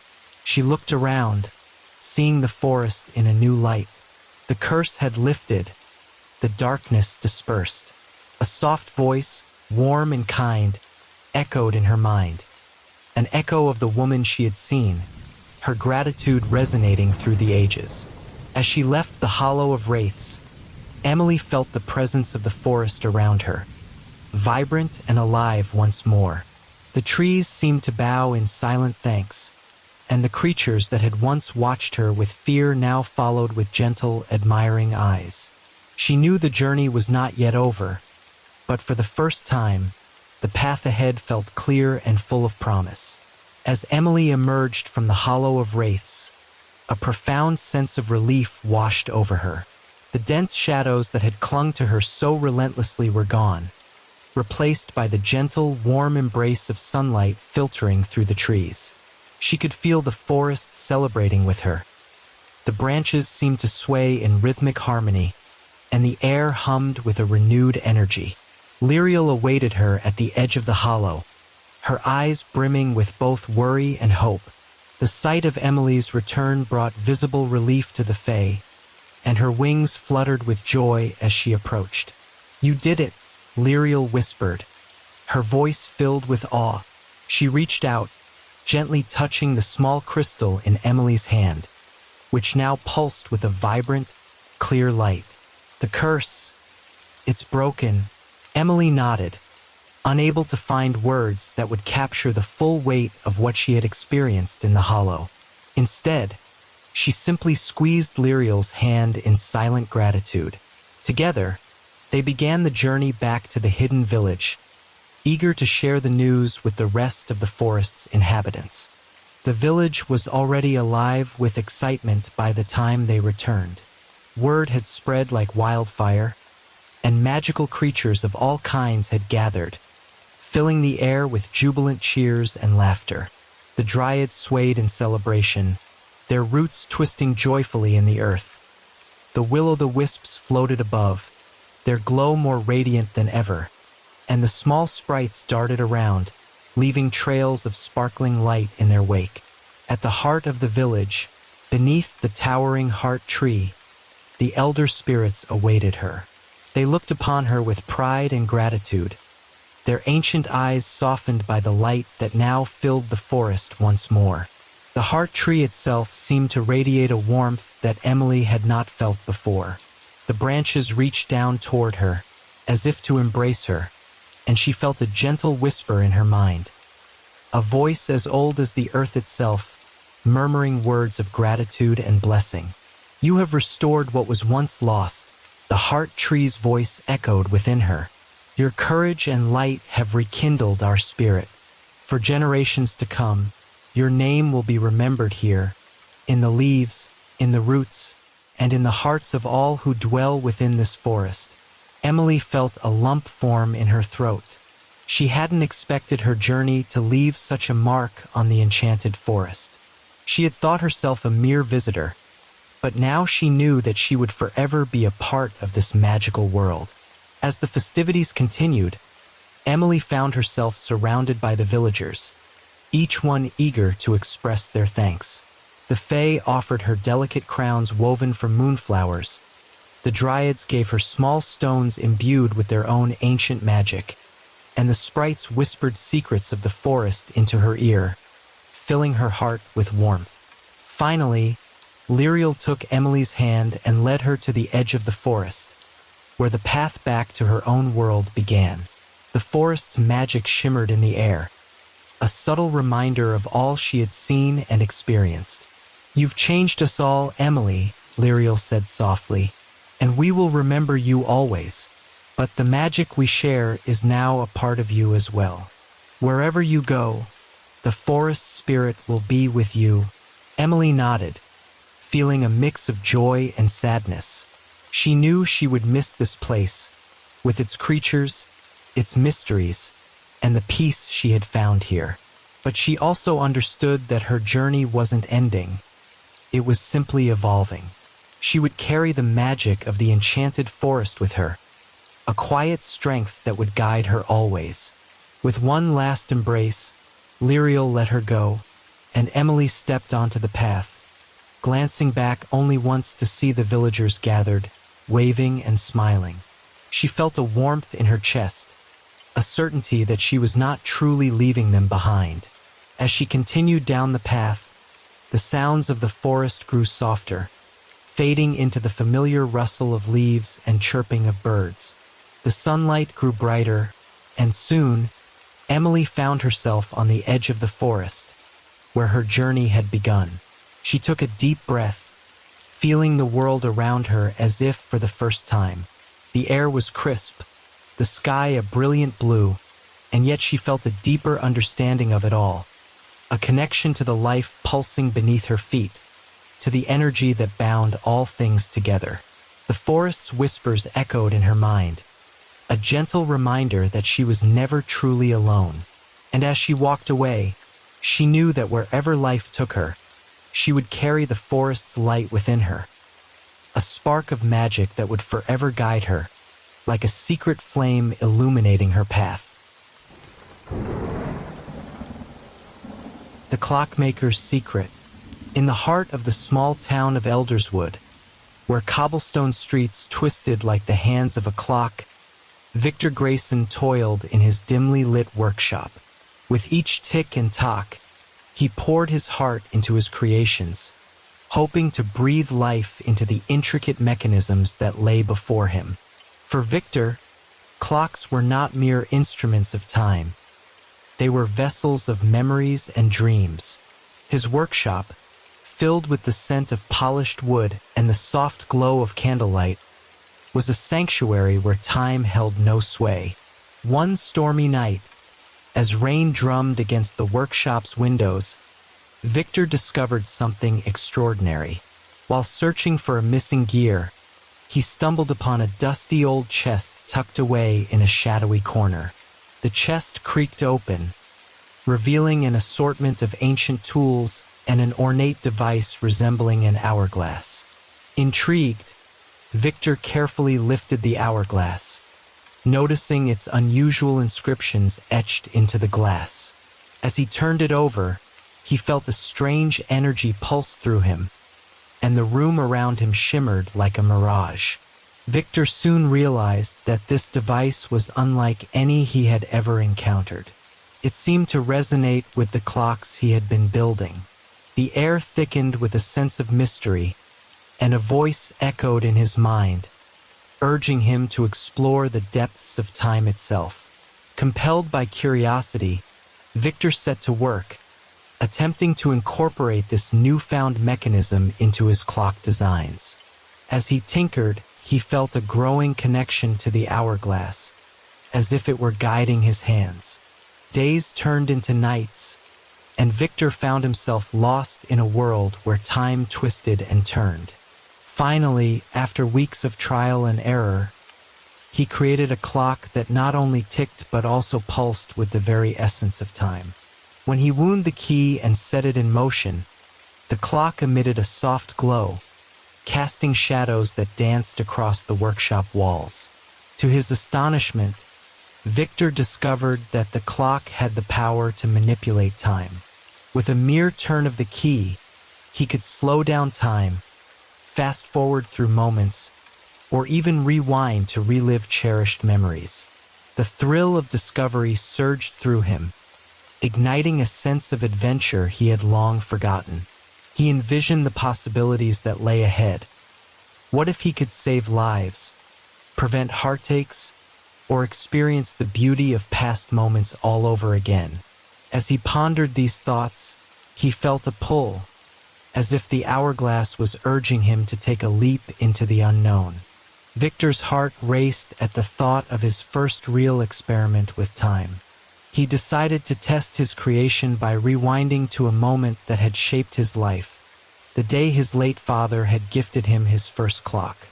The memory flooded back vividly, and with a deep breath, Victor wound the clock and turned the key. Suddenly, the workshop faded away, and he found himself standing in his childhood home, surrounded by the warmth of a sunlit afternoon. His father was there, smiling as he presented Victor with the intricate clock that had ignited his passion. The joy of that moment enveloped him like a warm embrace, a bittersweet reminder of all that had been lost. Victor could feel the tick-tock of the clock in his hands, the heartbeat of a memory he had long cherished. As he stood there, absorbing the reality of his surroundings, Victor's heart swelled with emotion. The walls were adorned with pictures of his family, each telling a story of love, laughter, and the passage of time. But the feeling of nostalgia was quickly overshadowed by a sudden realization. He could not remain in the past forever. With renewed purpose, he returned to the workshop, the weight of the hourglass pressing against his heart.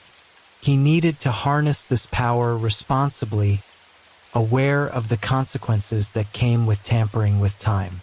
As he wound the clock again, he could hear the whispers of possibility, the echo of adventures waiting to unfold. Victor felt a surge of determination as he set the clock to its new purpose, ready to explore the boundaries of time and the adventures that awaited him. With the clock still pulsing gently in his hands, Victor felt a rush of excitement mixed with trepidation. He was on the brink of something monumental, an opportunity to manipulate time itself. As the echoes of laughter from his childhood home faded, the walls of his workshop began to close in, bringing him back to reality. He realized that with great power came even greater responsibility. He set the ornate hourglass on his workbench, its glass shimmering like the stars outside, and paced the room, contemplating the ethical implications of his discovery. What if he changed something significant? Could he erase pain but also remove joy? Each tick of the clock reminded him that time was not just a sequence of moments but a delicate tapestry woven with experiences, both good and bad. But curiosity gnawed at him. He had to test it further. He thought of the townsfolk, each with their own struggles and stories. Perhaps he could help them if only he could understand how the clock worked. Victor's mind raced with the possibilities.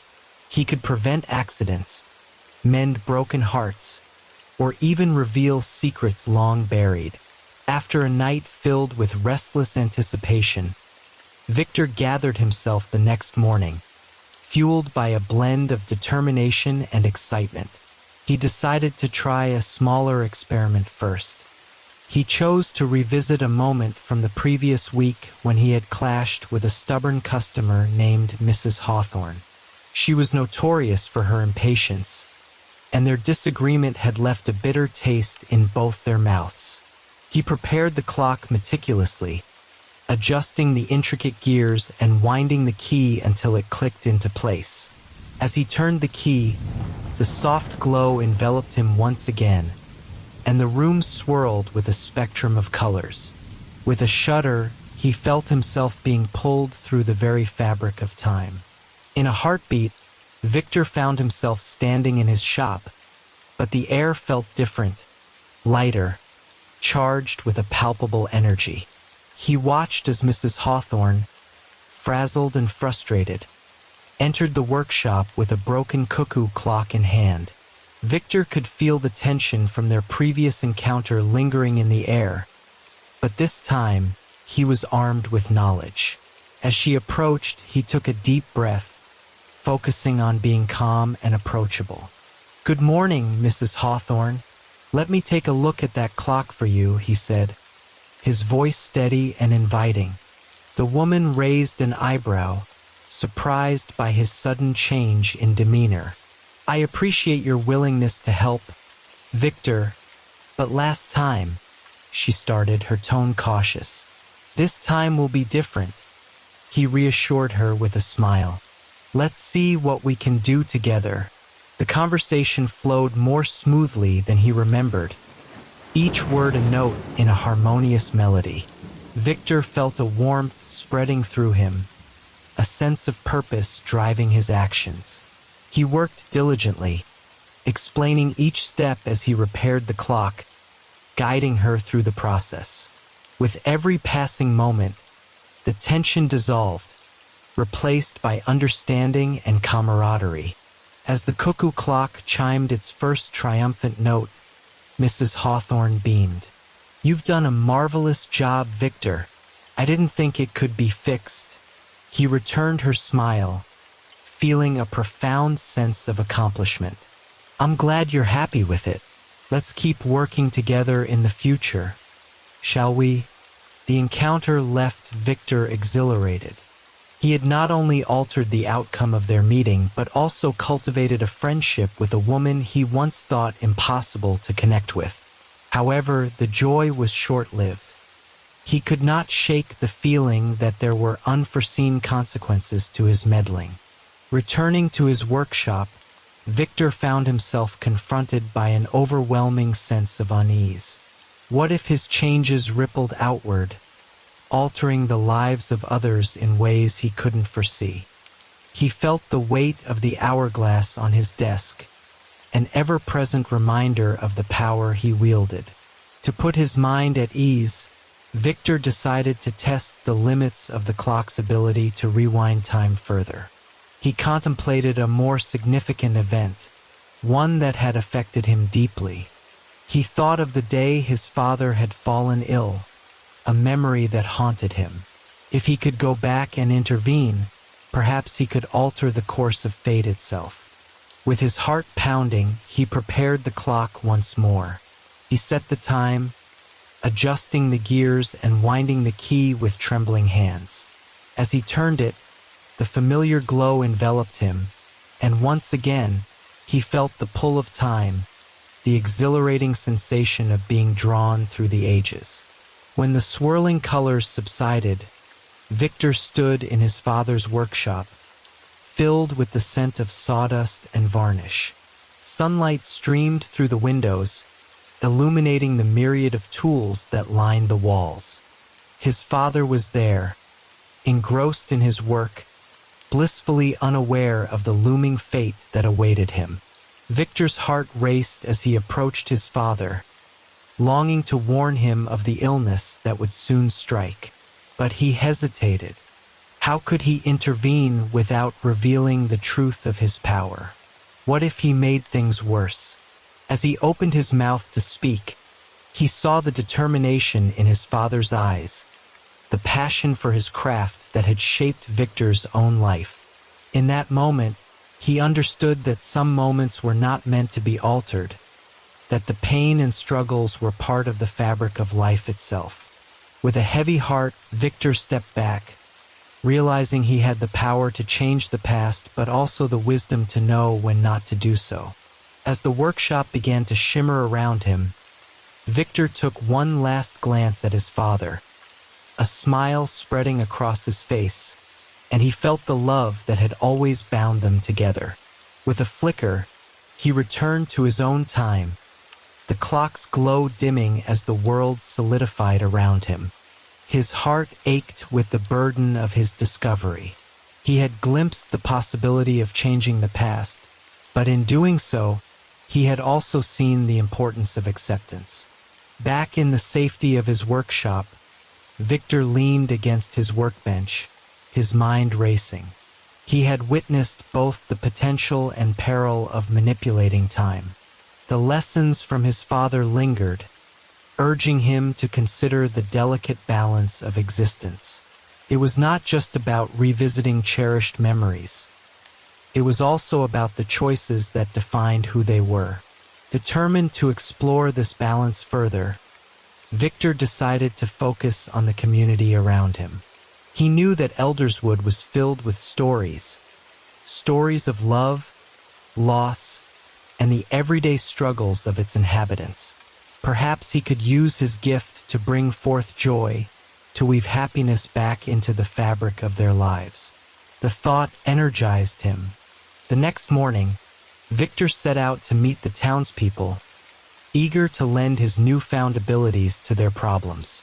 He began with Mr. Thompson, the elderly baker whose pastries had once brought joy to everyone in Elderswood, but who now faced declining health and dwindling customers.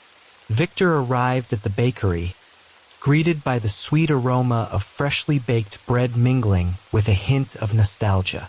"Ah, Victor, it's good to see you," Mr. Thompson greeted, his voice raspy yet warm. "What brings you here today?" "I've been thinking about how we can bring back the old days," Victor replied, smiling. "I believe I might be able to help."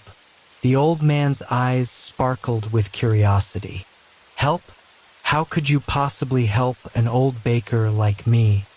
"I have a way to go back in time, to revisit moments that made your bakery special," Victor explained, careful not to reveal the full extent of his powers.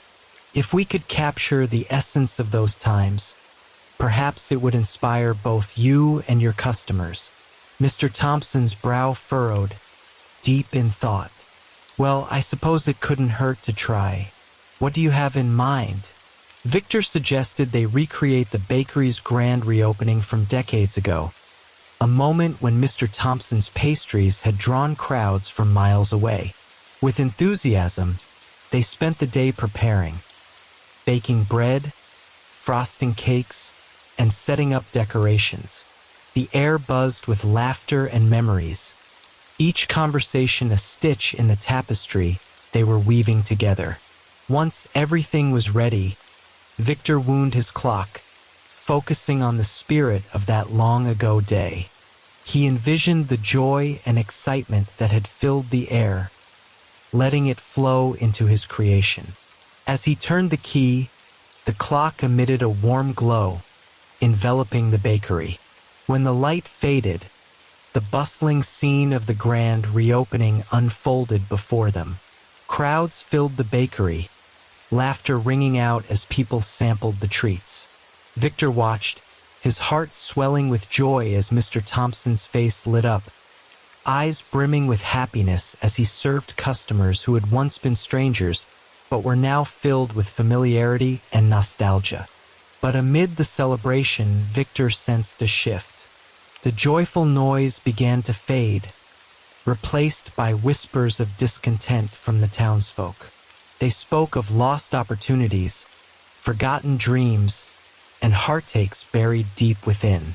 It became clear that while the bakery had come alive, it had also unearthed emotions that were not meant to be revisited.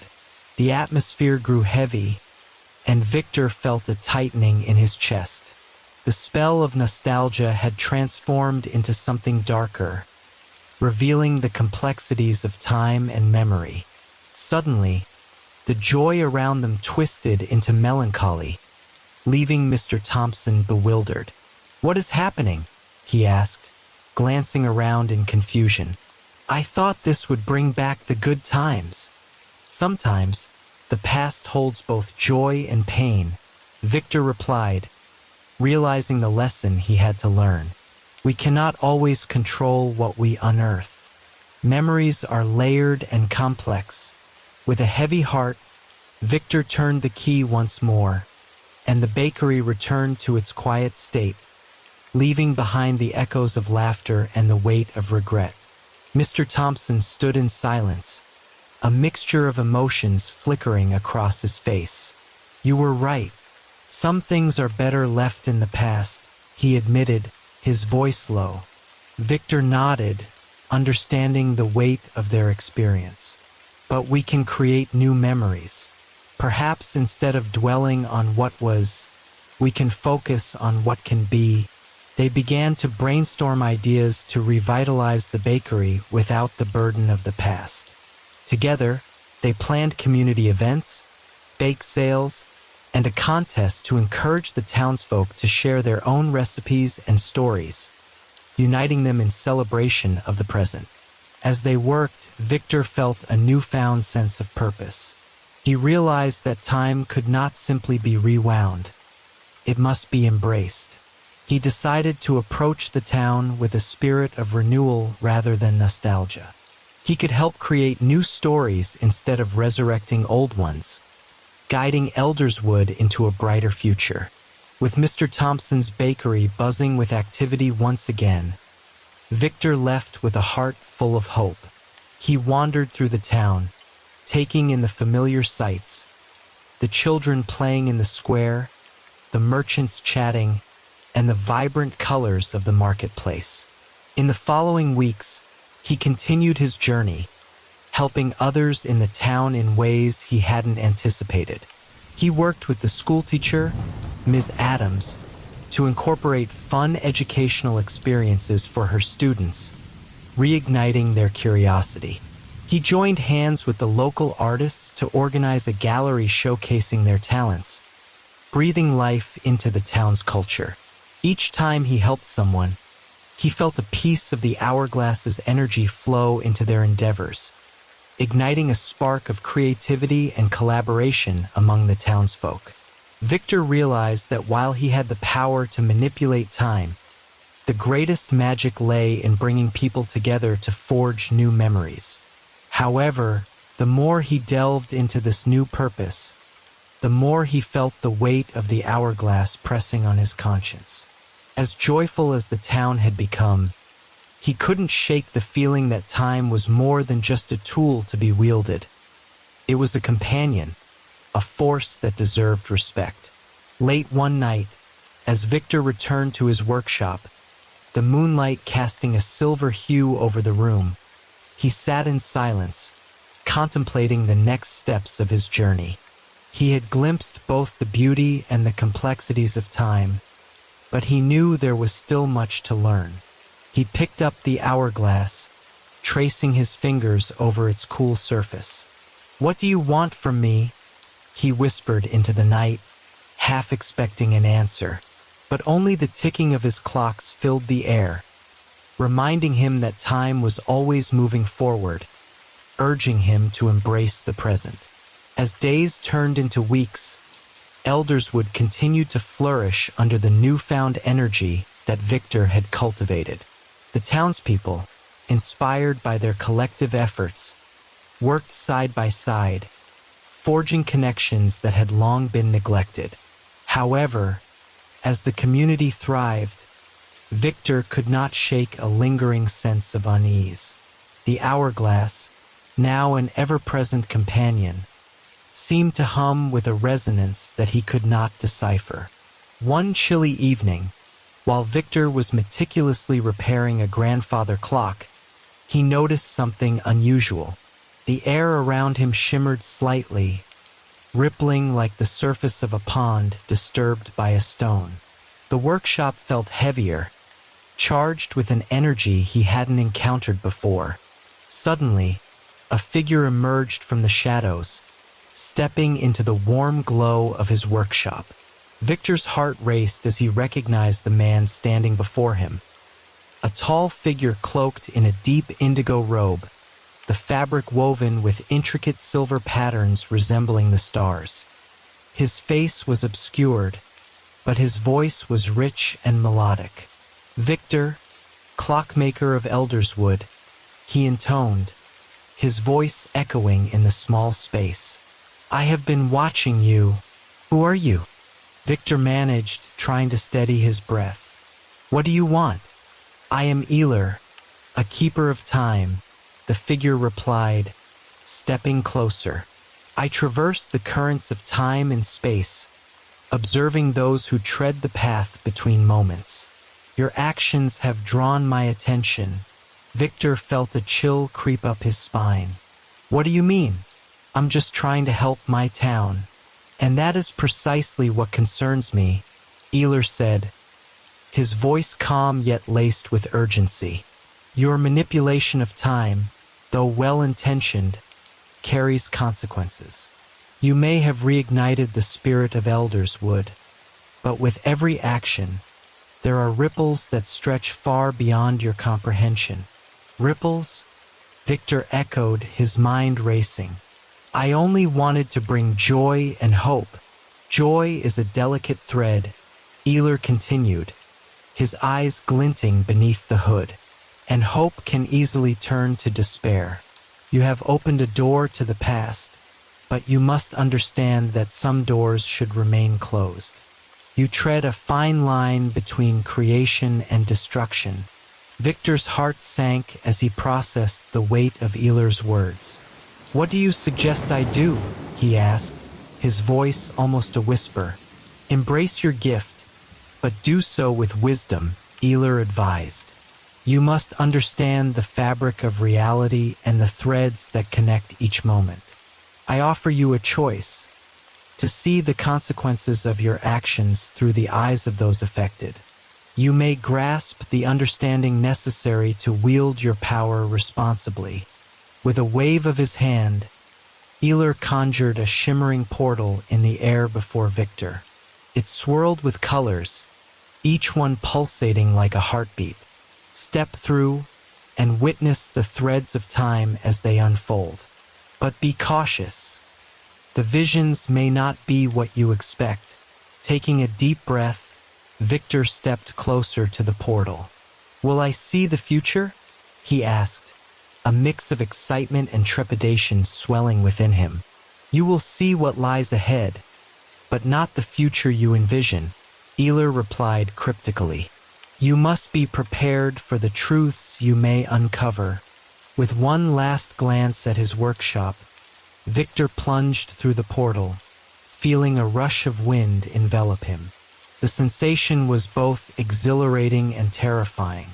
The world around him transformed into a kaleidoscope of color and light, each hue representing a different moment in time. Suddenly, he found himself in a bustling marketplace, but it was not the Elderswood he knew. The town was vibrant, filled with laughter and joy, yet there was a strange sense of melancholy hanging in the air. Victor wandered through the streets, observing the townsfolk going about their daily lives. In a nearby square, he saw Mr. Thompson, still the baker, but now an old man with a twinkle in his eye. Children ran around him, playing games, while patrons lined up to buy pastries. Victor felt warmth in his heart, but it was soon overshadowed by the sight of a few villagers standing apart, their expressions somber. Curious, he approached them, his heart racing. "What is wrong?" he asked, feeling the weight of their sorrow. One woman spoke up, her voice heavy with grief. "It's the harvest festival. It used to be the highlight of our year, but since the accident last autumn, we've lost our spirit. The joy has faded." Victor's stomach knotted as he recalled the devastating storm that had ravaged the town last year, claiming lives and hopes alike. He had been so focused on the present that he hadn't considered the scars left by the past. As he continued to explore, he witnessed more scenes of both joy and pain. The vibrant community was interspersed with shadows of loss, moments when joy had been eclipsed by heartache. With each vision, he felt a greater understanding of the delicate tapestry of time.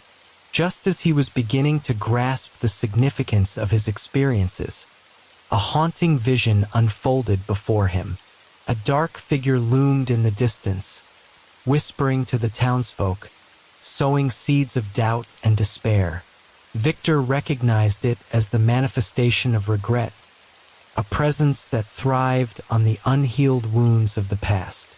The townsfolk began to falter, their joy diminishing as the figure's influence spread. Victor felt a rush of fear.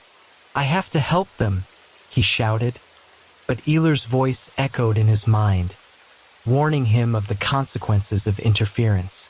As the shadows closed in, Victor realized he was witnessing the fragile nature of their existence. The memories they cherished were intertwined with the pain they tried to forget.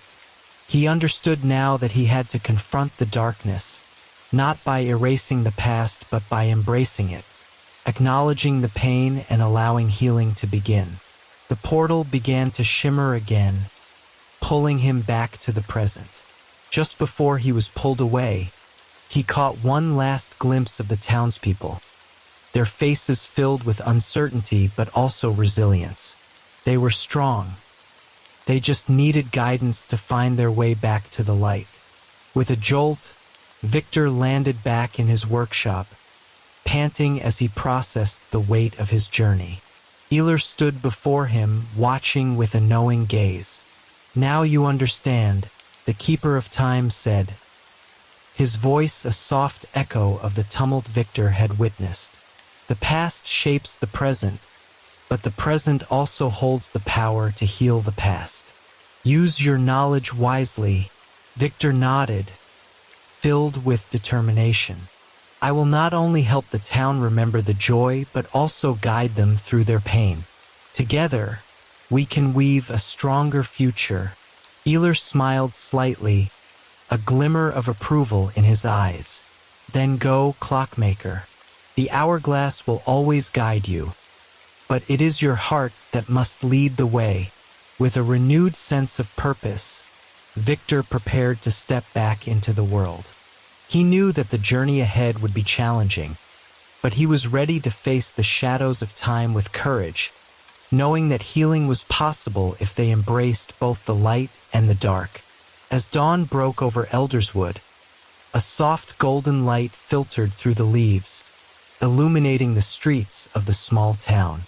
Victor awoke with a renewed sense of purpose, the weight of his visions still heavy in his heart. Today was the day of the Harvest Festival, a time when the community typically gathered to celebrate their bountiful crops and share joy. But this year, it was a different festival, one that Victor intended to transform into a celebration of resilience and hope. He quickly made his way to the town square, where the preparations for the festival were already underway.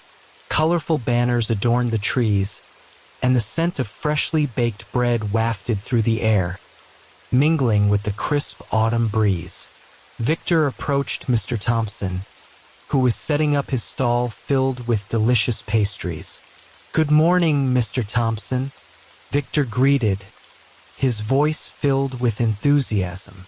"This festival can be a turning point for Elderswood. We need to remember our joy and embrace the spirit of the community." Mr. Thompson looked up, a hint of uncertainty in his eyes. "You're right, Victor, but it's hard to forget the loss. The festival doesn't feel the same without those we've lost." Victor placed a reassuring hand on the old man's shoulder. "I understand, and that's exactly why we need to celebrate. Not just the harvest, but the memories of those who have shaped our lives. Let's honor them and find joy in our togetherness." With newfound determination, Victor gathered the townsfolk, sharing his vision for the festival. He proposed a new tradition, a festival of remembrance where everyone could share stories of their loved ones, celebrate the joy they brought, and create new memories together. At first, there were hesitant murmurs among the crowd. Many were still reeling from their losses, unsure if they could confront their pain. But Victor's unwavering spirit ignited a spark of hope within them. Slowly, they began to share their stories, laughter mingling with tears as they remembered the laughter, kindness, and love of those who had passed. As the sun climbed higher in the sky, Victor transformed the square into a vibrant tapestry of memories. Each stall was adorned with photos and mementos of the loved ones they wanted to honor. Families brought blankets to sit on, sharing food and stories, reminiscing about the good times they had enjoyed together. Victor set up a central area where he could unveil a special clock, his masterpiece. A clock that not only marked the passage of time but also served as a reminder of the connections between the past and present. He had infused it with his unique magic, allowing it to resonate with the emotions of the town. When the clock chimed, it would echo the laughter and voices of those who had contributed to its creation. As the festival commenced, Victor stepped onto a makeshift stage, his heart racing with anticipation. "Welcome, everyone," he called out, his voice ringing through the air. "Today, we gather not only to celebrate the harvest, but to remember the hearts that have shaped our lives. Let us honor their memory by sharing our stories, our laughter, and our love." The crowd responded with applause, and the atmosphere transformed. One by one, townsfolk began to share their tales, each story intertwining with the others, forming a rich tapestry of love and loss. Laughter erupted as funny anecdotes were shared, and tears fell as memories of love were recalled. Victor felt a deep sense of fulfillment as he listened to the stories, each one a reminder of the strength and resilience within the community. As the sun dipped low in the sky, painting the world in hues of orange and pink, he could feel the air crackling with energy, the hourglass in his pocket vibrating in resonance with the joy surrounding him. As dusk settled, Victor moved to unveil the clock. "Now, let us honor our loved ones with the chime of this clock, a symbol of the time we shared and the love that continues to bind us," he declared. With bated breath, the townsfolk gathered closer, their eyes glistening with anticipation. Victor reached for the lever, pulling it down gently. The clock sprang to life, its gears whirring in perfect harmony. As it chimed, a wave of sound washed over the crowd. The notes resonated, filling the air with echoes of laughter, whispers of affection, and the soft heartbeats of those who had come before. The effect was magical. People gasped as they felt an ethereal connection to the memories they had cherished. For a moment, time seemed to stand still. The past and present melded together, and Victor saw glimpses of their loved ones in the shimmering lights that danced around them. It was as if the spirits of the past had joined the living, celebrating life alongside them. Then came a powerful wave of warmth that enveloped Victor, wrapping him in a comforting embrace. He closed his eyes, allowing the sensations to wash over him. Laughter, love, and loss, all mingling together in a beautiful symphony. When the last chime faded into the evening, the crowd erupted into cheers, tears flowing freely but mingled with smiles of relief and happiness. "Thank you, Victor," they shouted, voices filled with gratitude. "You've brought us together again." In that moment, Victor felt a profound connection to the town and its people, realizing that time was not just a measurement of hours and minutes. It was the fabric of their lives, woven with memories, joys, and sorrows. And through this festival, they had embraced the complexities of their existence, finding strength in unity. As the festivities continued into the night, Victor watched the townsfolk dance under the stars, their laughter echoing through the crisp autumn air. He felt a deep sense of belonging, knowing that he had helped rekindle the spirit of Elderswood. The shadows of time had been confronted, not through the erasure of pain, but by embracing the entirety of their shared experience. Little did Victor know, as he celebrated alongside his friends, that the balance of time he had restored was still precarious.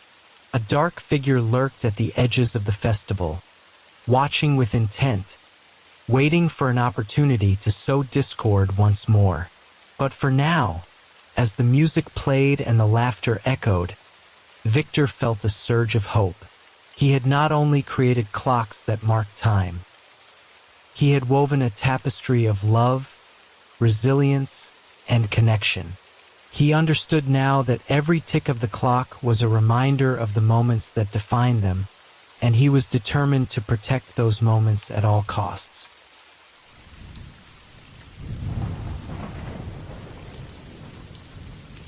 Key to eternity.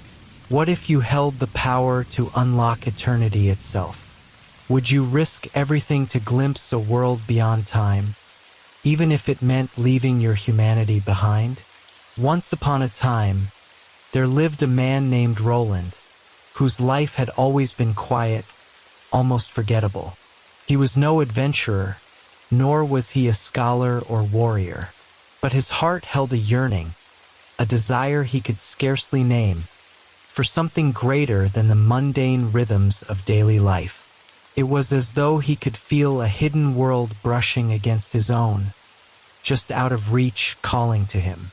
One fog-draped evening, as he returned from a long and uneventful day, he found himself wandering down a narrow street he'd never noticed before. The buildings loomed like silent watchers, their windows dark. A strange shop, tucked between two ancient, leaning houses, caught his eye. In the window was an object that seemed to glow with an otherworldly light. A finely crafted key, its intricate design suggesting it was far more than an ordinary tool. Before Roland knew it, he was inside the shop, standing before a shadowy figure who watched him with a gaze that was as ancient as the stars. "I see you've come for the key," the shopkeeper said in a voice that echoed softly in the still air. Roland hesitated but nodded. The shopkeeper smiled, a faint, knowing smile that sent a chill down Roland's spine. "This key opens a door to eternity," the figure murmured, holding the key out to Roland. "But be warned, young man, eternity does not give itself freely. It changes those who seek it." The words lingered in the air, but Roland's hand moved on its own, reaching out to take the key. He felt the cool, heavy metal in his hand and sensed a thrill unlike anything he had ever known. Here, at last, was the chance to touch something beyond the ordinary, to escape the bonds of time. Will it make me immortal?" he whispered, almost afraid to hear the answer. The shopkeeper's smile did not waver. "Eternity is far more complex than mere immortality. Once you step beyond, you may never return the same. Remember, Roland, it is a path not easily undone." With the key clutched tightly in his hand, Roland left the shop, his heart racing with excitement and unease. The quiet street seemed darker, the air colder, as he made his way home. That night, he locked himself in his room, the key glinting under the candlelight as he examined it with both awe and trepidation. Would he dare to open the door to eternity, to cross that threshold and embrace a life that defied the very laws of nature? Or would he heed the shopkeeper's warning? In the depths of night, as silence cloaked the world outside, Roland's decision was made. Holding his breath, he whispered the ancient words engraved along the key's handle, and slowly, a doorway began to appear in the shadows before him. Roland watched as the doorway materialized, a thin shimmer that pulsed with an almost invisible light. The air around it seemed to hum, a sound barely perceptible, like the distant chime of bells heard in a dream. He took a shaky breath, his heart pounding in his chest, and stepped forward. As he crossed the threshold, a chill crept over his skin, a sensation like icy fingers trailing along his spine. He blinked, and the familiar comfort of his room vanished. He stood now in an endless expanse, a vast, dark space where the ground seemed to be woven from shadows, and the sky was a swirling tapestry of faint stars. In the center of this strange realm stood a solitary figure, cloaked in robes that shifted and shimmered as if they were made from the very essence of night itself. The figure turned to him, and though its face was hidden, Roland felt its gaze pierce him to the core. There was a weight to this being's presence, an ancient energy that made Roland feel like a mere flicker in an ocean of time. Roland, the voice intoned, resonating with a power that sent a shiver through him. You have crossed into eternity. Roland swallowed, feeling both wonder and unease. What is this place? This is the beginning and the end, the point where all things converge, the figure replied. You sought eternity, Roland, and you have found it. But know this, eternity is not a sanctuary. It is a mirror that shows all things, including the deepest parts of your soul. The figure raised a hand, and in an instant, images began to swirl in the air around them. Roland saw flashes of his past, moments of joy, sorrow, anger, and love, memories he had cherished and ones he had tried to forget. They played out like scenes in a play, vivid and raw, leaving him breathless. Is this my life? He asked, his voice barely a whisper. Indeed, the figure answered, its tone softened. Eternity reveals what you have been and what you will become. It is a journey with no end, and it reshapes those who choose to walk its path. Roland's gaze lingered on a memory of his younger self, laughing with friends he hadn't seen in years. His face filled with a carefree happiness that felt distant, almost foreign. The longer he watched, the more he felt something slipping away, like sand trickling through his fingers. Will I lose myself here? He asked, his voice trembling. That depends, the figure replied. Eternity does not take, but it changes. To live outside time means to become something else, something beyond human. Are you willing to embrace that? Roland's chest tightened. He thought of the life he'd left behind, the people he had loved, the simple pleasures of being mortal. The key in his hand felt heavy, its cold weight grounding him as he stood on the brink of an unimaginable choice. He had always dreamed of escaping the ordinary bounds of life, of stepping into a world of wonders. But now, faced with the vastness of eternity, he began to wonder if that dream was, in fact, a curse in disguise. As the figure's presence loomed over him, Roland felt a sudden surge of fear mixed with exhilaration. He stepped back, still gripping the key tightly. I don't know if I can do this. I have so much to lose, he admitted, his voice wavering. Indeed, "And that is the essence of your choice," the figure replied, its voice resonating in the stillness. "Every soul that steps into eternity must confront their desires and their fears. Here you will find the answers to the questions you have never dared to ask. But once you choose, there is no turning back." Roland's mind raced. He had longed for adventure, for something beyond the ordinary. Yet, the allure of eternity now seemed tangled with the threads of his humanity, and the prospect of losing himself began to weigh heavily on his heart. "What if I want to return? What if I want to go back to my life?" Roland asked, his voice thick with uncertainty. The figure paused, its form flickering like a candle in the wind. "You may find it difficult to remember what it is to be human once you have crossed this threshold. The key you hold opens not only doors but also gates within yourself. Gates that lead to revelations that may change your perception of existence." Roland's mind spun with images of laughter, love, and the warmth of human connection. He thought of his family and friends, of fleeting moments that filled his heart with joy. Would they be shadows in his memory, forgotten in the face of endless time? He shook his head, feeling tears prick at the corners of his eyes. "I can't lose them. I can't lose myself." The figure stepped closer, and Roland felt an intense wave of understanding wash over him. To hold eternity is to accept both the beauty and the burden of existence. "You are at a crossroads, Roland. Choose wisely." In that moment, Roland realized the key was not just a tool to unlock a door. It was a reflection of his own heart. He took a deep breath, weighing his options, feeling the tension of the moment stretch infinitely. The visions swirling around him shifted again, revealing scenes he hadn't noticed before. Faces of those he loved, reaching out to him, their eyes filled with warmth and encouragement. "Maybe I am meant to do something more," he murmured, the weight of the key pressing against his palm.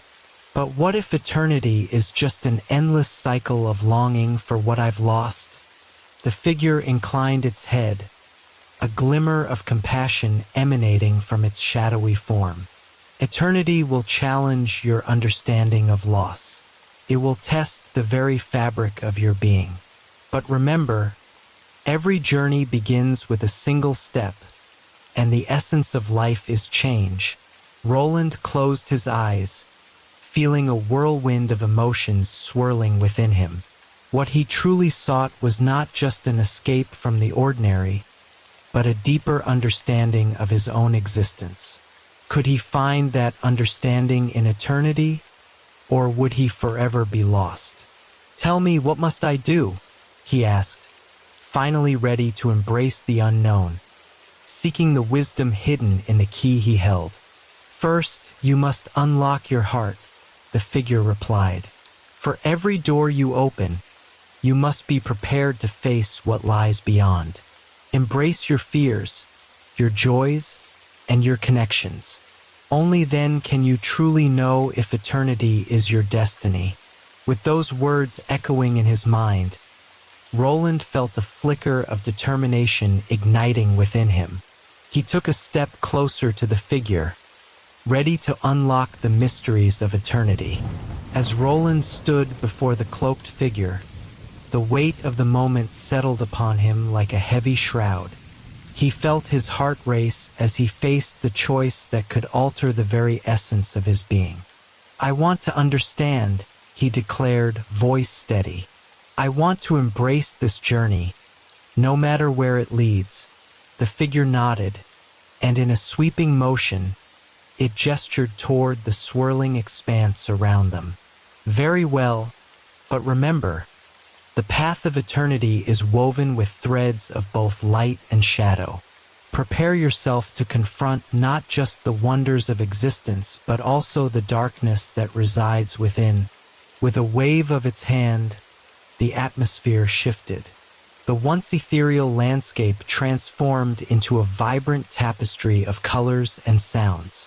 Roland found himself standing at the edge of a lush, radiant forest, the air filled with the sweet scent of blooming flowers and the gentle hum of life. Each sound seemed alive, resonating with the heartbeat of the world around him. "Welcome to the realm of reflections," the figure announced, now standing beside him. "Here, you will encounter the myriad facets of your existence. Each moment you experience will reveal a truth you have yet to understand." Roland felt a sense of wonder wash over him as he gazed into the forest. He stepped forward, drawn by the vibrant energy of the place. As he entered the woods, he was enveloped in a symphony of colors. Birds sang sweet melodies, and the sunlight filtered through the canopy above, casting a golden glow upon the ground. Yet, as he ventured deeper, the atmosphere shifted again. Shadows danced among the trees, and a chilling breeze whispered secrets in his ear. Roland's heart quickened, and unease settled in the pit of his stomach. "Why does it feel so different here?" he questioned, glancing back at the figure. "Every part of eternity reflects your own inner world," the figure replied. "What you encounter will challenge you, both in joy and in sorrow. Embrace it, for understanding comes from facing your truths." As they walked, the scenes around them morphed into memories, images of his life flickering like film reels. He saw moments of laughter shared with friends, but also glimpses of isolation and regret. He witnessed the warmth of love he had experienced, juxtaposed with moments of loss that had left scars upon his heart. "Why must I see this?" Roland exclaimed, feeling overwhelmed. "Why must I relive the pain?" "Because pain is part of your journey," the figure replied, its voice steady. "To understand eternity, you must acknowledge the full spectrum of your experiences. Only then can you appreciate the beauty that lies within your struggles."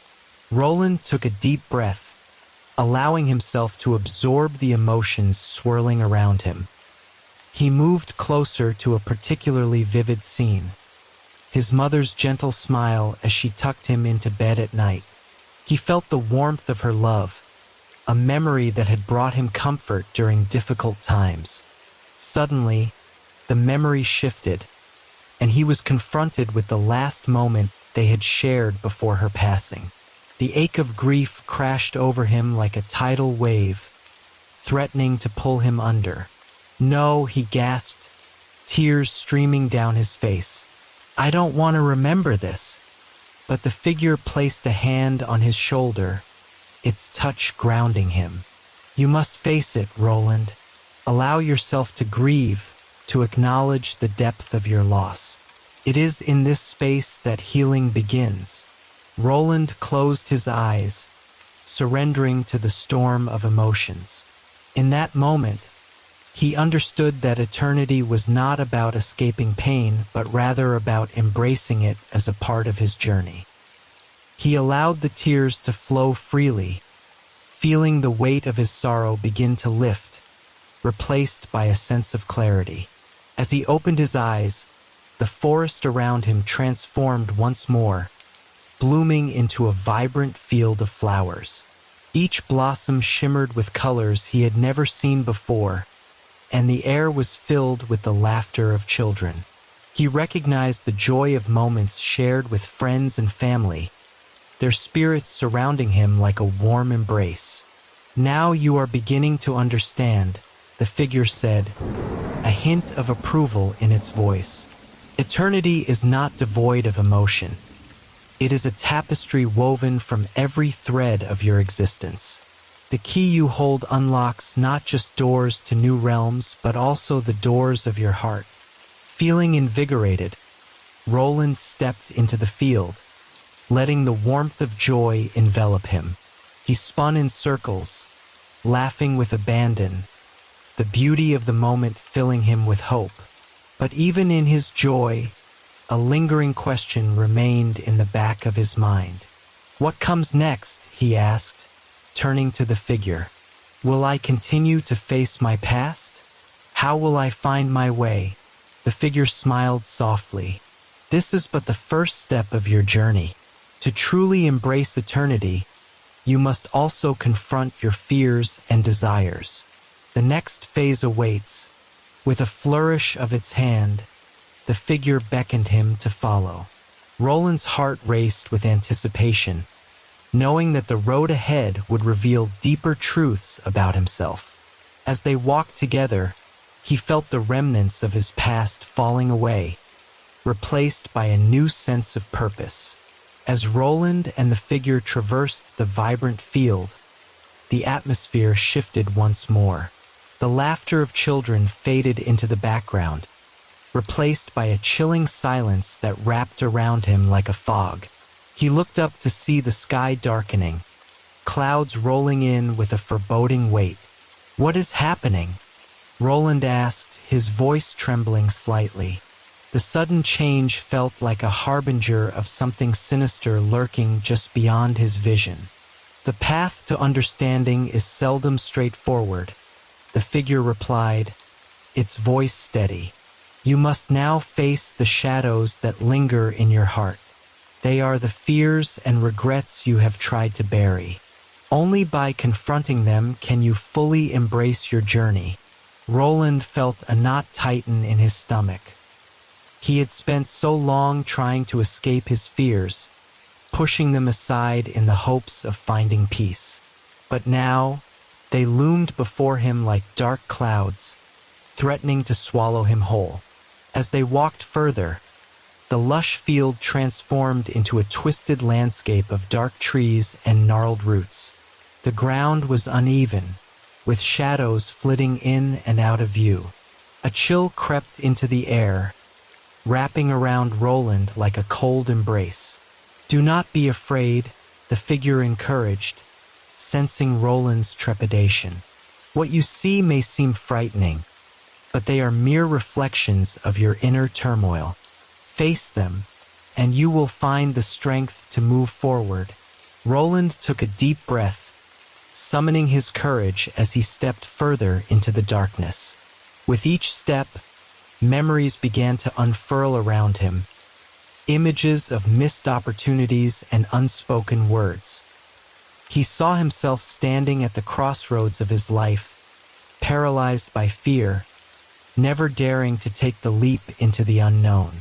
He paused as a vision emerged, a moment when he had the chance to confess his feelings to a childhood friend. The memory replayed vividly. He could hear his own heartbeat racing as he stood in front of her, words caught in his throat.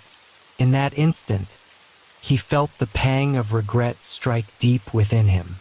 "Why didn't I say anything?" he murmured, frustration welling up inside. "What if things had been different?" "Ah, but they are not," the figure said gently. "Regret can be a heavy burden to carry, yet it is a teacher, not a jailer. You must learn to let go of what you cannot change and embrace the lessons you gained from those moments." As Roland watched the memory fade, he felt the pressure of that regret begin to ease. He realized he had learned valuable lessons about love and vulnerability, and perhaps it was time to forgive himself for what he could not change. Just then, another shadow flickered into view, a memory of a confrontation with a friend, filled with anger and hurtful words that had severed their bond. Roland's heart sank as he relived the pain, the burning sensation of betrayal. "Stop! Please, not this!" he cried out, hands gripping his head as if he could block it out. But the figure stood firm, unwavering. "You must confront the shadows of your past, even the painful ones. Only through acceptance can you move forward." The memory replayed, showing the sharp words exchanged and the aftermath of silence that had stretched for years. The figure stepped closer, urging him to witness the truth buried within the anger. "Do you see the fear that drove you?" it prompted. "The fear of vulnerability, of losing what mattered most." Roland closed his eyes, letting the weight of the truth wash over him. He had been afraid to show weakness, afraid to reach out and mend what had been broken. But now, standing in this darkened landscape, he realized that true strength lay in honesty and reconciliation. As he opened his eyes, he felt a surge of determination. "I want to make things right," he declared. "I want to apologize and reconnect."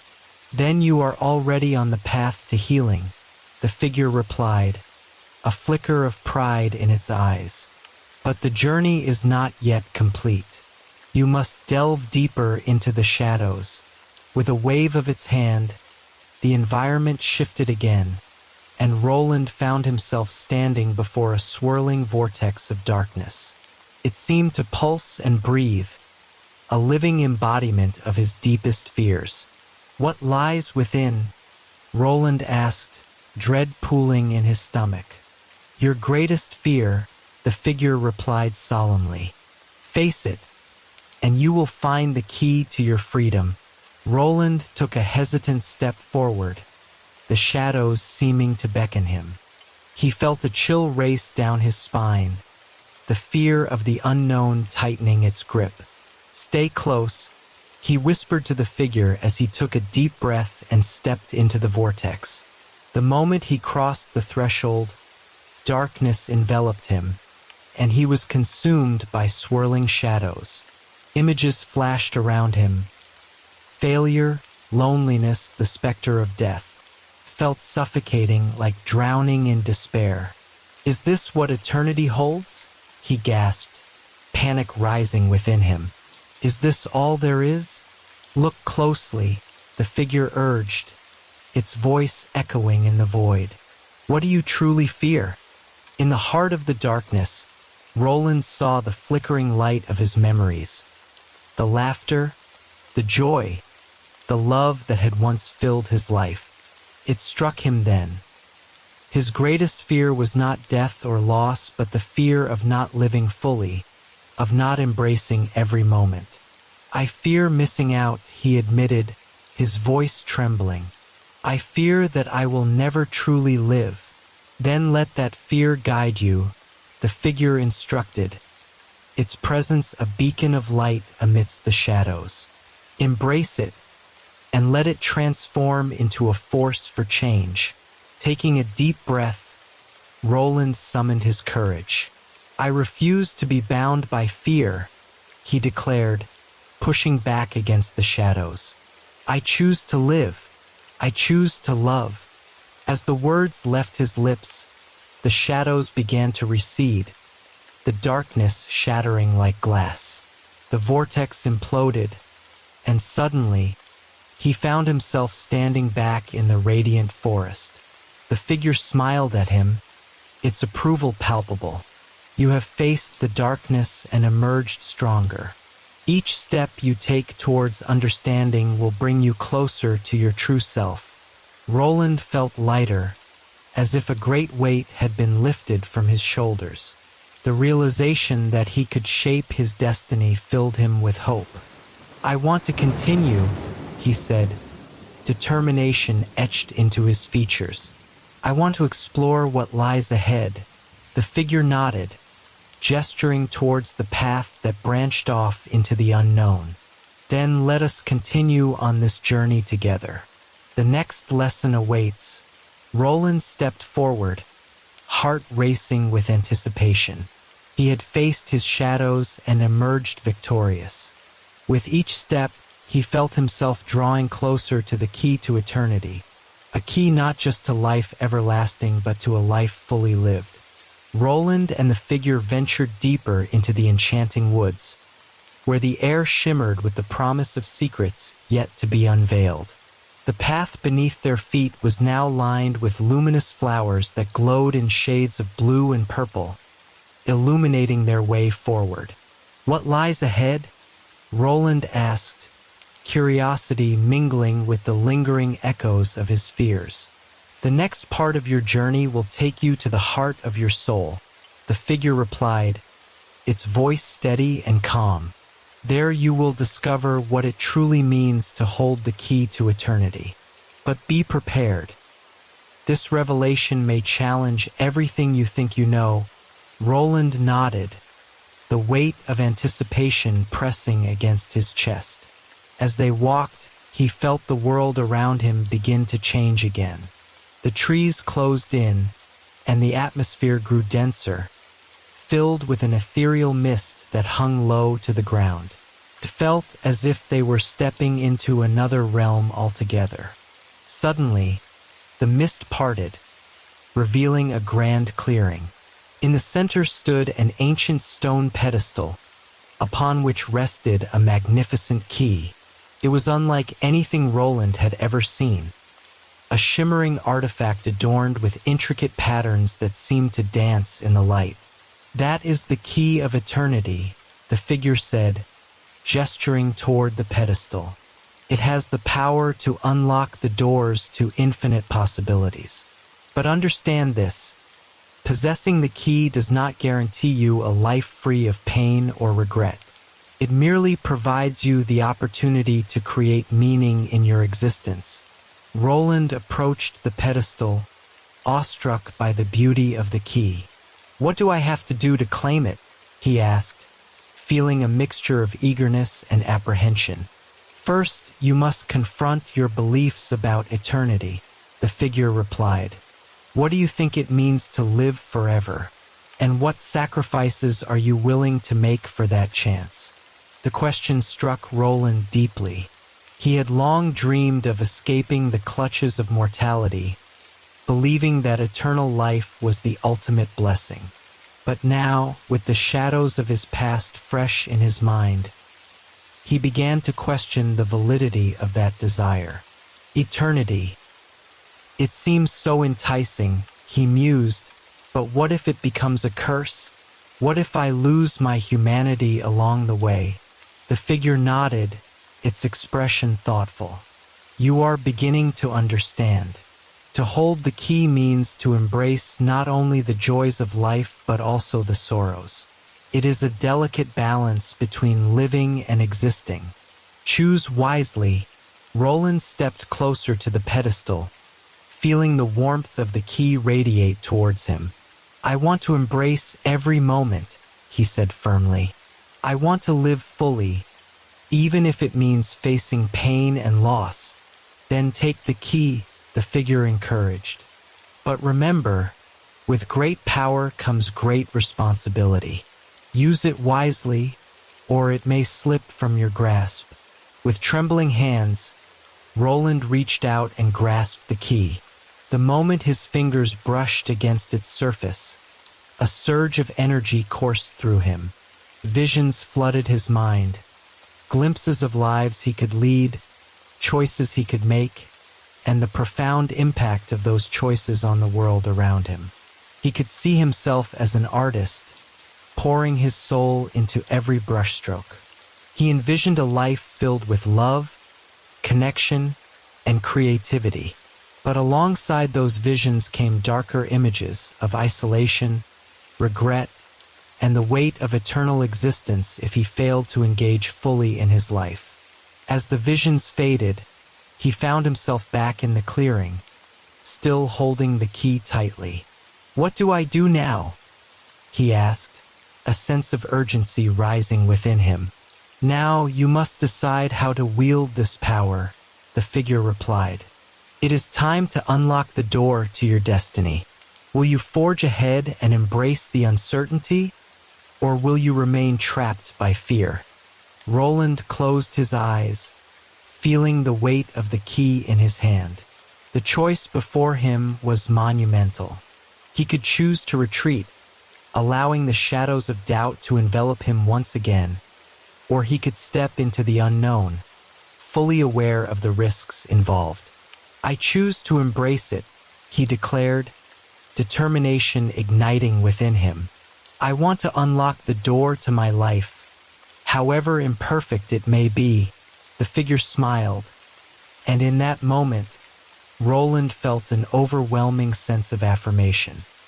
He turned to face the vast expanse beyond the clearing, where a shimmering door appeared, adorned with the same intricate patterns as the key.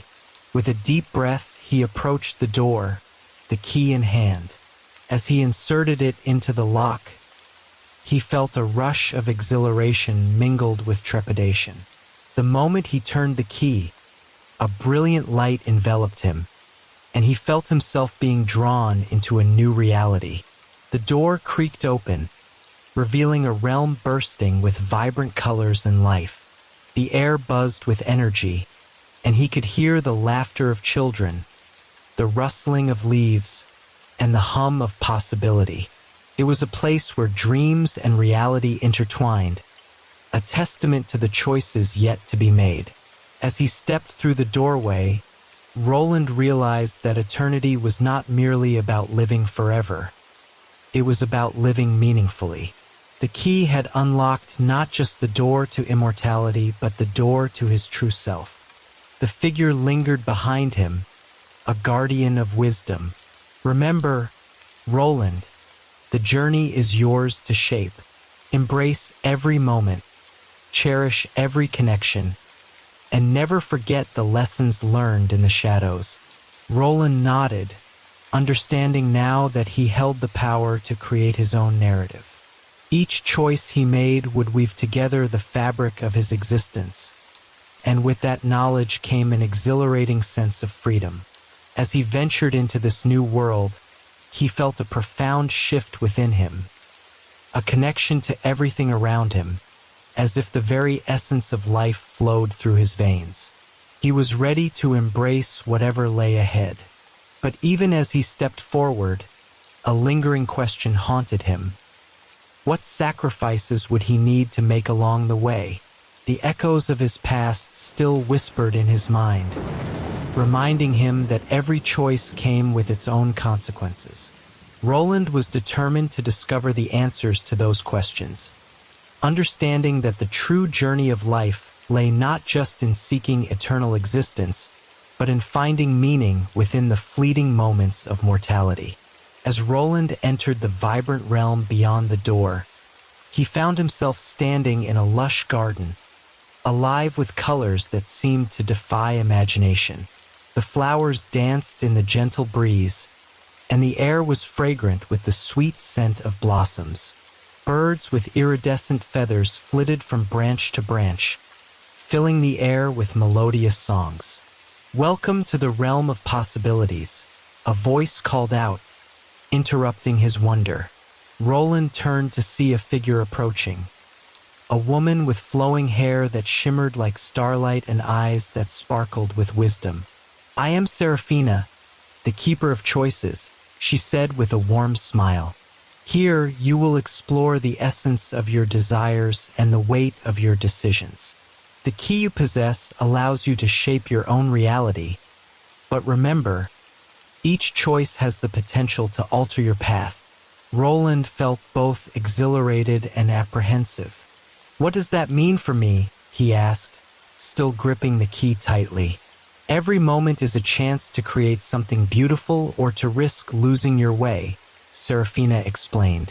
"You must confront your desires, understand their roots, and choose the paths that resonate with your true self. The more you embrace your essence, the more powerful your choices will become." He looked around at the garden, which seemed to pulse with life. Each flower represented a different possibility, a different life he could lead. But along with the beauty came an unsettling realization. With the potential for greatness also came the risk of regret. "What if I make the wrong choice?" Roland asked, a hint of fear creeping into his voice. Seraphina's expression softened. "Every choice carries uncertainty, but it is through our experiences that we grow. Embrace the journey, for it is filled with lessons. Trust in yourself and the connections you form along the way." As they walked through the garden, Roland noticed paths branching off in every direction, each leading to a unique landscape. One path wound toward a magnificent castle, its towers gleaming in the sunlight. Another led to a serene lake surrounded by towering mountains. There were paths that disappeared into dark forests, and others that twisted toward bustling markets filled with laughter and music. Choose a path that resonates with your heart, Seraphina encouraged. But remember, whatever you choose, you must be prepared to face the consequences of your decisions. Roland felt the weight of her words as he stood at the crossroads. The allure of the castle called to him. He could envision himself as a ruler, creating a kingdom filled with art and creativity. Yet the quiet beauty of the lake beckoned as well, promising peace and reflection. He took a deep breath, the key still warm in his hand. "I want to create something meaningful," he declared. "I want to inspire others and share my vision with the world." "Then follow the path of your dreams," Seraphina urged, her eyes sparkling with encouragement. "But know that every choice you make will lead to a new set of possibilities and challenges." With renewed determination, Roland stepped onto the path that led toward the castle.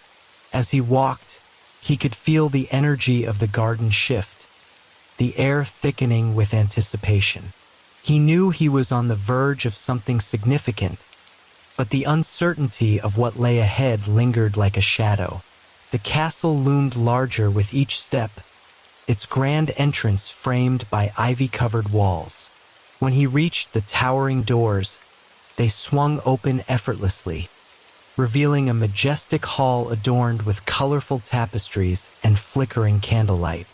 "Welcome, seeker," a voice echoed through the hall.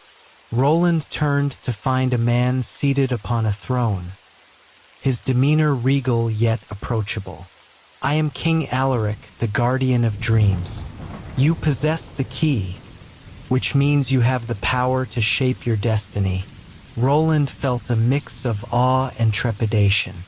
"I wish to create a world where art and inspiration thrive," he said, his voice steady.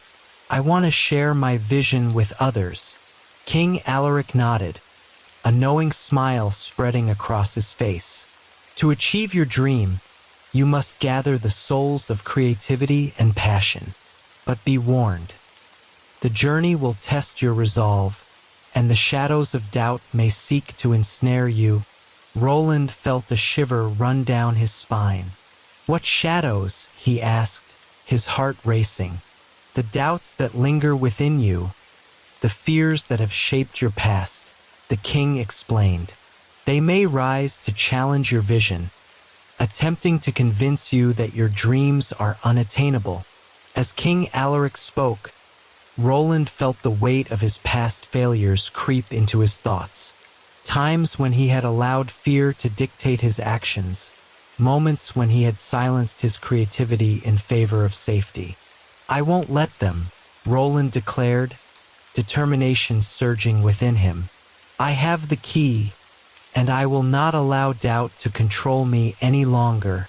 "Good," King Alaric said, his gaze piercing through Roland. "Then your first challenge awaits. You must descend into the Chamber of Reflections.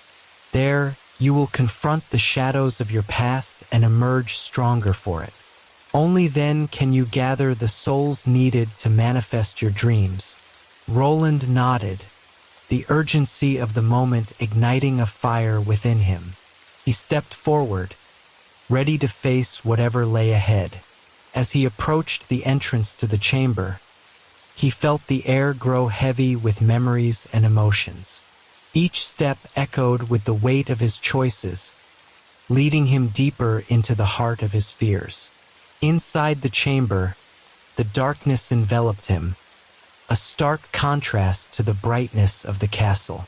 The walls were lined with mirrors that reflected not only his image but fragments of his past. Moments of joy, sorrow, doubt, and regret. "What is this place?" he whispered, his voice barely audible. "This is where you confront your true self," a voice resonated from the shadows. "Only by facing the darkness can you hope to step into the light." Roland took a deep breath, summoning his courage. He knew this was a pivotal moment in his journey, a chance to reclaim the power he had momentarily lost. He stepped closer to the nearest mirror, its surface shimmering with memories. He saw himself as a child, filled with dreams and unbridled creativity. But as he watched, the image shifted to a scene of disappointment, a failed attempt at art that had left him feeling small and insignificant. "No more," he declared, determination rising within him. "I will not be defined by my failures." As he spoke, the mirror shattered, and the fragments fell away, revealing a new reflection. This time, he saw himself as an artist in the midst of creation, pouring his heart into a masterpiece. The colors swirled around him, vibrant and alive, igniting a spark of inspiration.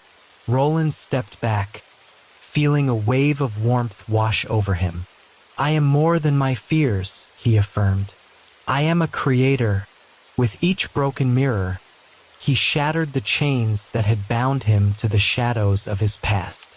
Each confrontation brought clarity and strength, transforming his doubts into fuel for his creativity. As the last mirror shattered, the chamber filled with light, and the shadows retreated, revealing a path forward. Roland emerged from the chamber, feeling lighter and more resolute than ever before. "I am ready to gather the souls of creativity," he proclaimed, standing tall before King Alaric. "I will shape my destiny and inspire others to do the same." The king nodded, pride gleaming in his eyes. "Your journey has just begun, Roland. The world awaits your vision." With newfound purpose, Roland stepped back into the vibrant garden, ready to embrace the challenges ahead. He had faced the darkness and emerged stronger, and now he would gather the souls needed to create a reality filled with inspiration and beauty. The air in the garden shimmered with anticipation as Roland stepped forward, ready to embrace his next challenge. The path before him twisted and turned like a ribbon of light, leading deeper into the realm of possibilities. Serafina appeared at his side, her presence a comforting guide. "Now, we embark on a quest to gather the souls of creativity," she said, her voice melodic. "Each soul possesses a unique gift that will help you shape your vision. But remember, these souls are scattered across the realms, and you must demonstrate your worthiness to earn their allegiance." Roland nodded, determination burning within him. "Where do we begin?" Serafina pointed to a path that branched off into 3 distinct directions, each leading to a different landscape. You can choose to seek the Song Weaver in the Valley of Melodies, the Dream Weaver in the Forest of Whispers, or the Lightbringer atop the Celestial Heights. Each will test your resolve and creativity. He weighed his options, feeling drawn to each path. The Valley of Melodies promised harmony and inspiration through music, while the Forest of Whispers held the allure of dreams and visions. The Celestial Heights, however, whispered of enlightenment and illumination. "I will go to the Valley of Melodies first," Roland decided, his heart racing at the prospect of what awaited him. He could already hear the faint echoes of music in the distance, a siren song calling him forward. As he stepped onto the path, the air shifted, filled with the sounds of instruments playing in unison. The vibrant colors of the flowers seemed to sway to the rhythm of an unseen orchestra, and he felt the energy of creativity pulsating all around him. "Welcome to the Valley of Melodies," a voice rang out, filled with laughter and joy. Roland turned to see a figure dancing among the flowers, a man with bright, flowing robes and an infectious smile. "I am Lyric, the Song Weaver," he announced, spinning in a circle. "I weave melodies that inspire and uplift the soul." "What brings you to my valley, young seeker?" I seek your soul to help me create something meaningful, Roland replied, his voice steady despite the excitement bubbling within him. I want to inspire others through my art. Lyric's eyes sparkled with mischief. Ah, the desire to inspire. But tell me, can you create a melody that resonates with the hearts of others? You must prove your worthiness through song. Roland felt a twinge of fear but quickly pushed it aside. Music had always been a part of him, though he had never had the confidence to share it. I will try, he declared, stepping forward. Then let the music flow through you, Lyric exclaimed, gesturing to the flowers that seemed to pulse in anticipation. Close your eyes and listen to the rhythm of the valley. Let it guide your heart. Taking a deep breath, Roland closed his eyes and let the sounds envelop him. He could hear the whispers of the wind, the rustle of leaves, and the distant songs of birds. As he listened, he felt a melody begin to form in his mind, a delicate tune that danced along with the heartbeat of the valley. With each note, his confidence grew. He envisioned a story unfolding, a tale of hope, dreams, and the interconnectedness of all beings. The melody blossomed, echoing through the valley, resonating with the very essence of life. When he opened his eyes, he saw Lyric clapping, his laughter ringing like music itself. Incredible! You've captured the spirit of the valley. You have a gift, my friend. Roland's heart swelled with joy. Thank you, Lyric, but I wish to gather your soul. Will you join me in my quest to inspire others? Indeed, but first you must complete one more task, Lyric said, a twinkle in his eye. You must teach this melody to the flowers, for they too yearn to sing. If you succeed, I shall gift you my soul. Roland nodded, his heart racing. He turned to the flowers, feeling the energy coursing through him. Sing with me, he called, playing the melody in his mind and letting it flow from his lips. As he sang, the flowers responded, their petals vibrating with the notes, creating a symphony of color and sound. The valley came alive, a kaleidoscope of beauty that resonated with the music. The harmony filled the air, a celebration of creativity that echoed into the distance. When the final note faded, Lyric beamed with delight. You have done it! The flowers sing once more, and their joy is a testament to your spirit. You have earned my soul. With a flourish, he extended his hand, and a shimmering light emerged, swirling around Roland before merging with the key. The warmth spread through him, filling him with inspiration and creativity. Thank you, Lyric. One soul gathered, many more to go, Roland said, feeling a sense of accomplishment. Now, seek the Dreamweaver in the Forest of Whispers, Lyric instructed. There, you will find the visions that guide your art. With newfound energy, Roland made his way toward the Forest of Whispers, the thrill of his journey igniting a fire within him. As he entered the forest, the trees whispered secrets, their leaves rustling like hushed voices. Shadows danced in the dappled light, and the air felt thick with dreams waiting to be uncovered. Who dares to enter my realm? A voice called, ethereal and melodic. Roland looked up to see a woman seated upon a branch, her eyes shimmering like stars. I am Roland, a seeker of souls, he replied, feeling a mix of awe and trepidation. I wish to gather the Dreamweaver's soul to help me inspire others. The woman smiled, her gaze piercing through him. I am Nocturna, the Dreamweaver. To earn my soul, you must venture into the depths of your imagination. Show me a vision that stirs the hearts of many. Roland felt the challenge wash over him, but he was ready. I will reveal my vision, he declared. Close your eyes and let your mind wander, Nocturna instructed. Explore the realms of dreams, for they hold the key to creativity. With a deep breath, Roland closed his eyes and surrendered to the depths of his imagination. He envisioned a world where dreams intertwined with reality, where art flourished and inspired those who felt lost. In this world, he saw people coming together, sharing their stories and creativity, their hearts ignited by the beauty around them. He saw children laughing, artists painting, musicians playing, an entire community thriving on the essence of inspiration. As the vision unfolded, he felt a connection to every soul within it. The dream felt alive, pulsating with energy and emotion. When he opened his eyes, he looked at Nocturna, who watched him intently. "What do you see, young seeker?" she asked, her voice filled with curiosity.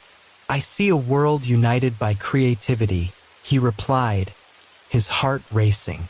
"A place where everyone can share their gifts, their dreams, and inspire one another." Nocturna smiled, her expression softening. "You have a powerful vision, Roland, but to prove its worth, you must create a dreamscape that embodies your vision.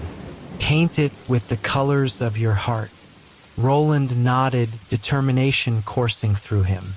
He focused on his vision, allowing the colors and emotions to flow through his mind. With each brushstroke of his imagination, the dreamscape materialized, a vivid tapestry of life, love, and creativity.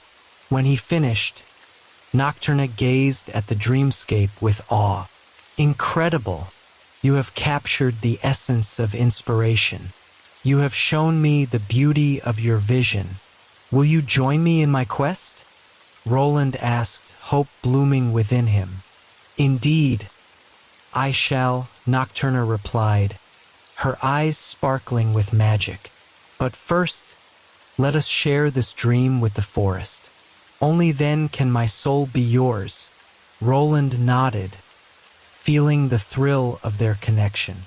Together, they danced through the forest, weaving the dreamscape into the very fabric of the trees.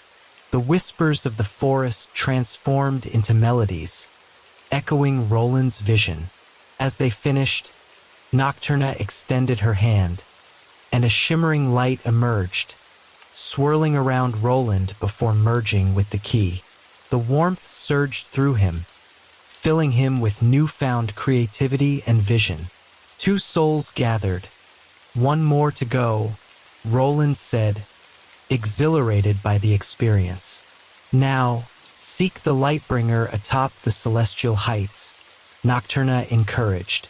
"There, you will find the illumination needed to manifest your dreams." With gratitude for the souls he had gathered, Roland turned his sights toward the towering peaks that loomed in the distance. He felt the weight of his journey and the promise of what lay ahead.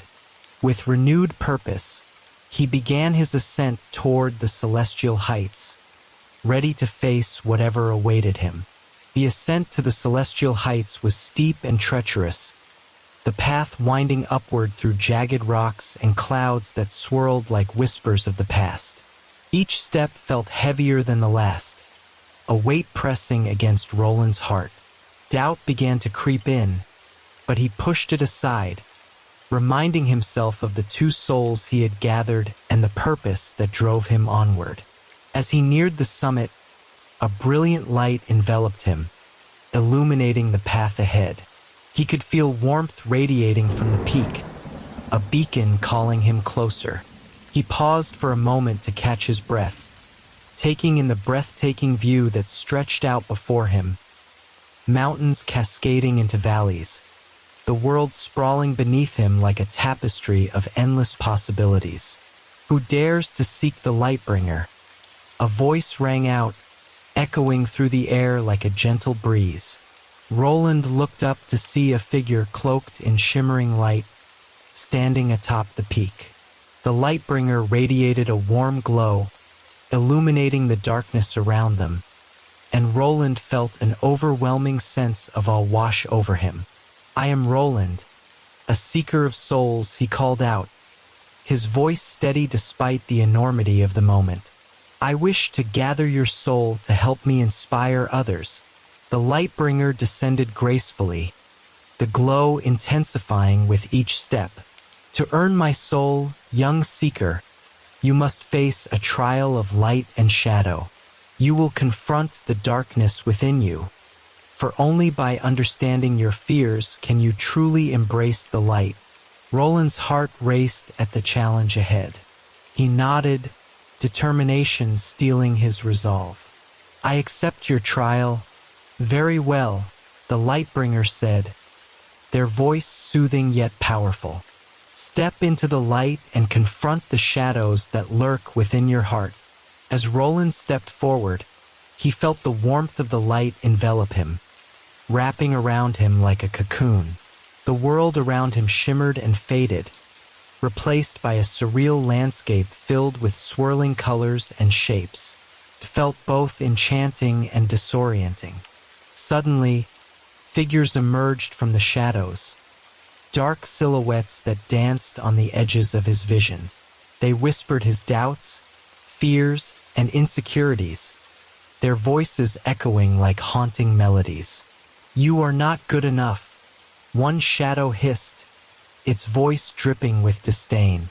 "You'll never inspire anyone. Why do you think you deserve this?" another taunted. "You'll fail just like you always do." Roland clenched his fists, anger boiling within him. "I am not afraid of you," he shouted, his voice resonating through the dreamscape. "I have faced my fears and gathered two souls to help me inspire others." The shadows recoiled, their whispers fading into the air.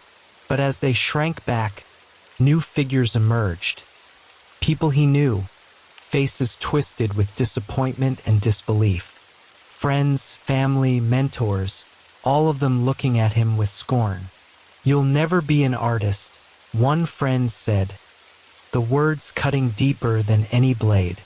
"You're wasting your time." Roland's heart ached, the weight of their disapproval crashing down on him. "No, this is not who I am," he cried out, feeling the tears prick at the corners of his eyes. "Then show us who you truly are," the Lightbringer's voice echoed, grounding him amidst the chaos. "Transform your pain into art, for that is the path to your light." With a deep breath, Roland focused on his vision, the dreamscape he had woven in the Forest of Whispers. He remembered the laughter, the colors, and the unity of creativity. He envisioned every moment, pouring his heart into the imagery, allowing the light within him to push back against the shadows. As he embraced the essence of his art, the shadows began to dissolve, the figures of disappointment and doubt fading into the background. Instead, vibrant colors exploded around him, swirling patterns of hope, dreams, and inspiration enveloping him like a warm embrace. "Feel the light," the Lightbringer urged. "Let it guide you." Roland let the light fill him, illuminating every corner of his heart. He felt the warmth surge through him, chasing away the darkness, illuminating the truth he had always known, that his art had the power to inspire, heal, and connect. With newfound strength, he turned to face the Lightbringer, his eyes shining with determination. "I will embrace my creativity, no matter the obstacles. I will inspire others." The Lightbringer smiled, the brilliance around them intensifying. "You have faced the shadows and emerged stronger. You have learned that true light comes from within, born of both joy and pain." As the shadows faded completely, the Lightbringer stepped forward, extending a radiant hand. "You have proven yourself worthy, Roland. Take my soul and carry its light into the world." As their essence merged with the key, A blinding light enveloped Roland, filling him with a sense of purpose and clarity. He felt the power of all three souls coursing through him: Lyric's inspiration, Nocturna's vision, and the Lightbringer's illumination. Three souls gathered, and with them, I will create, Roland declared, his heart racing with excitement. Now, go forth and share your art, the Lightbringer said, their voice resonating with warmth. Remember, the key to your success lies not only in the souls you gather, but in the connections you forge with others. With gratitude filling his heart, Roland descended the celestial heights. The weight of his journey transformed into lightness. He felt ready to face the world, knowing that he had the power to inspire others through the gift of creativity. As he made his way back to the garden where it all began, he felt a sense of belonging. The journey had changed him, revealing the depths of his soul and the true meaning of inspiration. Upon reaching the garden, he paused, reflecting on the journey that had brought him here. The key was not just to gather souls, he mused aloud. It was about embracing the essence of creativity, allowing it to guide me and inspire those around me. With the key shimmering in his hand, Roland knew that he was ready to share his art with the world. But as he turned to leave, a voice echoed behind him, soft yet filled with mystery. Roland, you have gathered the souls, but the true test lies ahead. Are you prepared for what comes next? He turned, heart racing as he faced the unknown that awaited him. The adventure was far from over, and with every heartbeat, he felt the excitement of new beginnings surging through him.